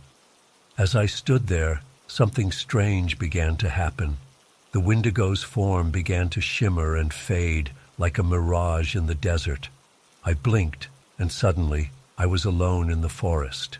The Wendigo was gone, leaving no trace in the freshly fallen snow. I stood there for a long time, processing what had happened. I realized that the Wendigo had never truly been a physical creature. It had been a manifestation of my own fears and insecurities, brought to life by the power of belief and the magic of the land. From that day forward, I never saw the Wendigo again. But the experience changed me profoundly. I gained a deeper appreciation for my heritage and the wisdom of my ancestors. I learned that the most terrifying monsters are often the ones we carry within ourselves, and that facing them head-on is the only way to truly defeat them. Now, years later, I still feel a chill when I walk in the woods at night, but it's no longer a chill of fear. It's a reminder of the power of the human spirit and the strength that comes from embracing who you truly are. The Wendigo taught me a valuable lesson, one that I'll carry with me for the rest of my life. Sometimes, the greatest battles we face are not against external forces, but against the darkness within ourselves. The address was way out in the sticks, one of those rural areas where the houses are few and far between. As I drove down the winding country road, the trees pressed in close on both sides, their branches reaching out like gnarled fingers in the darkness. My headlights barely cut through the gloom. I remember thinking how creepy it all looked, but I brushed it off. I'd delivered to plenty of remote places before. Finally, after what felt like forever, I saw a driveway ahead. The GPS said this was the place, so I turned in. The driveway seemed to go on forever, twisting through the woods. When I finally reached the house, I got my first real uneasy feeling of the night. It was this massive old Victorian-style place, looming up out of the darkness like something from a horror movie. Paint was peeling off the weathered siding, and most of the windows were dark. But strangest of all, the front door was standing wide open. I sat there in my car for a minute, pizza warming my lap, debating what to do. Part of me wanted to just leave the pizza on the porch and get the hell out of there. But I needed this job, and I didn't want to risk getting fired over a no-contact delivery. So I took a deep breath, grabbed the pizza, and walked up to the house. As I got closer, I could see inside through the open door. The entryway was dimly lit by what looked like candles or old-fashioned gas lamps. Antique furniture and faded paintings lined the walls. It was like stepping back in time. I hesitated at the threshold, pizza in hand. "Hello?" I called out. "Pizza delivery." For a long moment, there was nothing but silence. Then a man's voice drifted out from somewhere inside the house. Come in, we've been waiting for you." The voice sounded warm and friendly enough, but something about it made the hairs on the back of my neck stand up. I couldn't see anyone, and I sure as hell wasn't about to just walk into a stranger's house uninvited. I can just leave it here on the porch if you want," I said, trying to keep my voice steady. "Nonsense," the voice replied, closer now but still out of sight. "Bring it on in. We're in the parlor." Before I could respond, another voice called out, this one higher pitched, maybe a woman or a child. "Yes, please join us.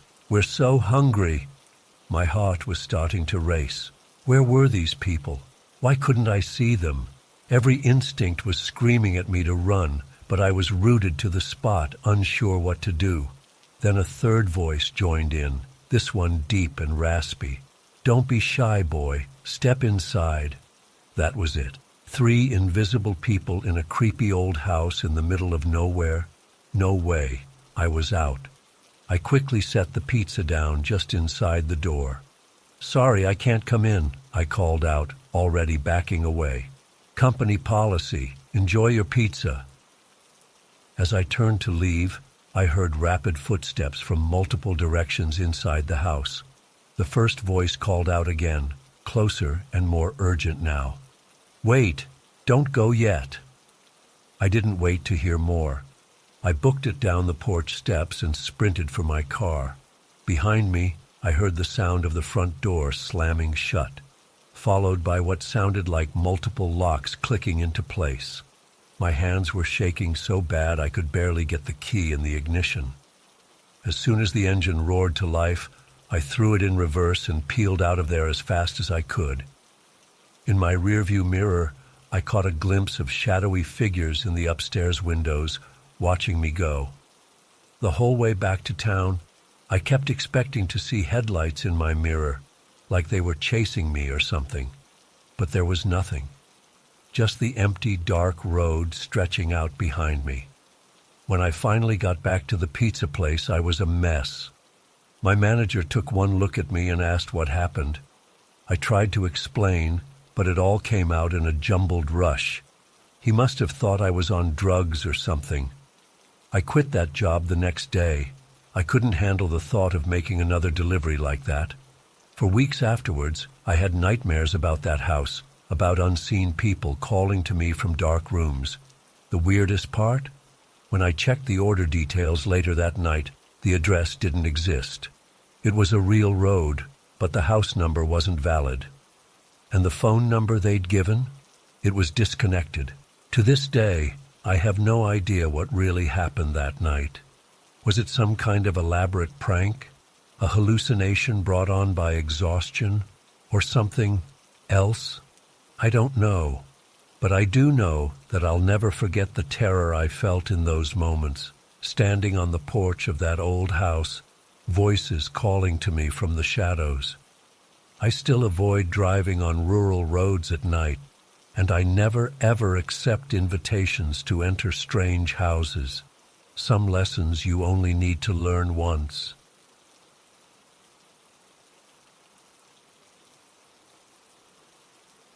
It all started on a typical Tuesday evening. I had closed up the restaurant around 11 p.m., said goodnight to the last of our staff, and headed out to the parking lot.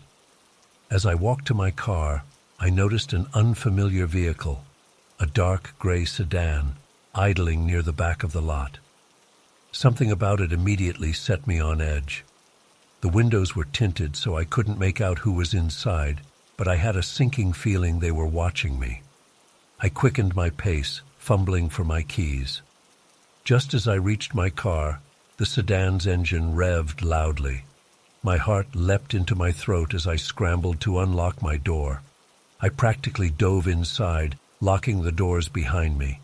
Through my rear-view mirror, I saw the sedan slowly creep forward a few feet before stopping again.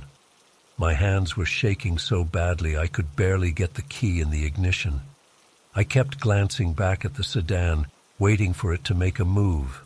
After what felt like an eternity, I managed to start my car and peel out of the lot. The whole drive home, I kept checking my mirrors, terrified the sedan was following me. But there was no sign of it. I tried to convince myself it was nothing, just some creep being weird. But I couldn't shake the feeling of dread that had settled in the pit of my stomach. I barely slept that night, jumping at every little sound outside my window. The next evening at work, I was on edge the entire shift. I kept peering out the windows, half expecting to see that sedan lurking in the shadows. As closing time approached, my anxiety ratcheted up to unbearable levels. I asked one of our cooks, Mike, to walk me to my car. He agreed, clearly confused by my uncharacteristic nervousness. We stepped out into the cool night air, and my eyes immediately darted to where I'd seen the sedan the night before. My breath caught in my throat. It was there again, in the exact same spot. Mike must have sensed my fear because he tensed up beside me. "That car giving you trouble?" he asked in a low voice. I nodded, unable to speak past the lump in my throat. Mike's presence emboldened me slightly, and I managed to walk to my car without completely freaking out. But as soon as Mike turned to head back inside, the sedan's engine roared to life. I scrambled into my car, heart pounding. In my side mirror, I saw the sedan inch forward, its headlights suddenly blazing to life and blinding me. I jammed my key in the ignition and peeled out of there as fast as I could. The entire drive home, I was in a panic. Every set of headlights behind me sent a jolt of terror through my body. I took a convoluted route home, turning down random streets in an attempt to lose any potential tail. By the time I finally pulled into my driveway, I was a sweaty, trembling mess. I called the police that night, but they weren't much help. Without a license plate number or any real evidence of a crime, there wasn't much they could do. They suggested I vary my routine and maybe get some pepper spray. I felt utterly helpless. The next day, I begged my parents to let me skip work, but we were short-staffed, and they insisted they needed me. I spent the entire day in a fog of anxiety, jumping at every shadow. As night fell, my dread became almost suffocating. I convinced 2 of our waitresses to stay late with me to close up. Safety in numbers, right? But as we walked out to the parking lot, my blood ran cold. The sedan was there again, this time with its engine already running. My coworkers must have realized something was wrong because they both stopped in their tracks. "What the hell?" one of them muttered. Before I could respond, the sedan's doors flew open. 3 men in dark clothes and ski masks leapt out, sprinting towards us. Everything seemed to move in slow motion. I heard screaming. Maybe it was me. Maybe it was my coworkers. I fumbled for my keys, my sweaty hands making it nearly impossible to grip them. One of the men was almost upon me when I finally managed to hit the unlock button. I dove into my car, slamming the door shut just as the man reached me. He pounded on my window, the sound reverberating through my entire body. I could see his eyes through the ski mask, cold, predatory, filled with a hatred I couldn't understand. My hands were shaking so violently I could barely get the key in the ignition. The man was trying to force my door open now, rattling the handle so hard I thought it might break. In my peripheral vision, I saw my coworkers running back towards the restaurant, the other 2 men in hot pursuit. Finally, mercifully, my engine roared to life. I threw the car into reverse, nearly running over the man's foot as I peeled backwards. He stumbled, giving me just enough time to shift into drive and floor it. I blew through stop signs and red lights, too terrified to care about traffic laws. My only thought was to put as much distance between me and those men as possible. I drove for what felt like hours, taking random turns, doubling back, doing anything I could think of to lose a potential tail. When I finally felt safe enough to stop, I pulled over and called 911. My voice was barely comprehensible through my sobs, but I managed to relay what had happened. The police arrived quickly, and I gave them my statement through hiccuping breaths. They found my coworkers safe. They'd managed to get back inside the restaurant and lock the doors. The men had tried to break in but fled when they heard sirens approaching. Security cameras had caught glimpses of the sedan and the masked men, but the images were too grainy to make out any identifying details. In the days that followed, I was a wreck. I couldn't sleep, couldn't eat, jumped at every sound. My parents installed better lighting and security cameras in the parking lot. I started carrying pepper spray and taking self-defense classes, but nothing could shake the feeling of violation and terror that had taken root in my soul. The sedan never returned to our parking lot. The police never found any leads, To this day, I have no idea who those men were or why they targeted me. Were they planning to rob the restaurant? Was I specifically targeted for some reason? Or was it just a random act of violence that I was unlucky enough to get caught up in? I still work at my parents' restaurant, but I'm never alone there anymore. I'm always looking over my shoulder, always on high alert. The experience changed me in ways I'm still trying to understand. But I'm alive, and I'm determined not to let fear control my life. To anyone reading this, especially those who work late nights or in isolated areas, please be vigilant. Trust your instincts. If something feels off, it probably is. And never be afraid to ask for help or call the authorities. It might just save your life, like it did mine.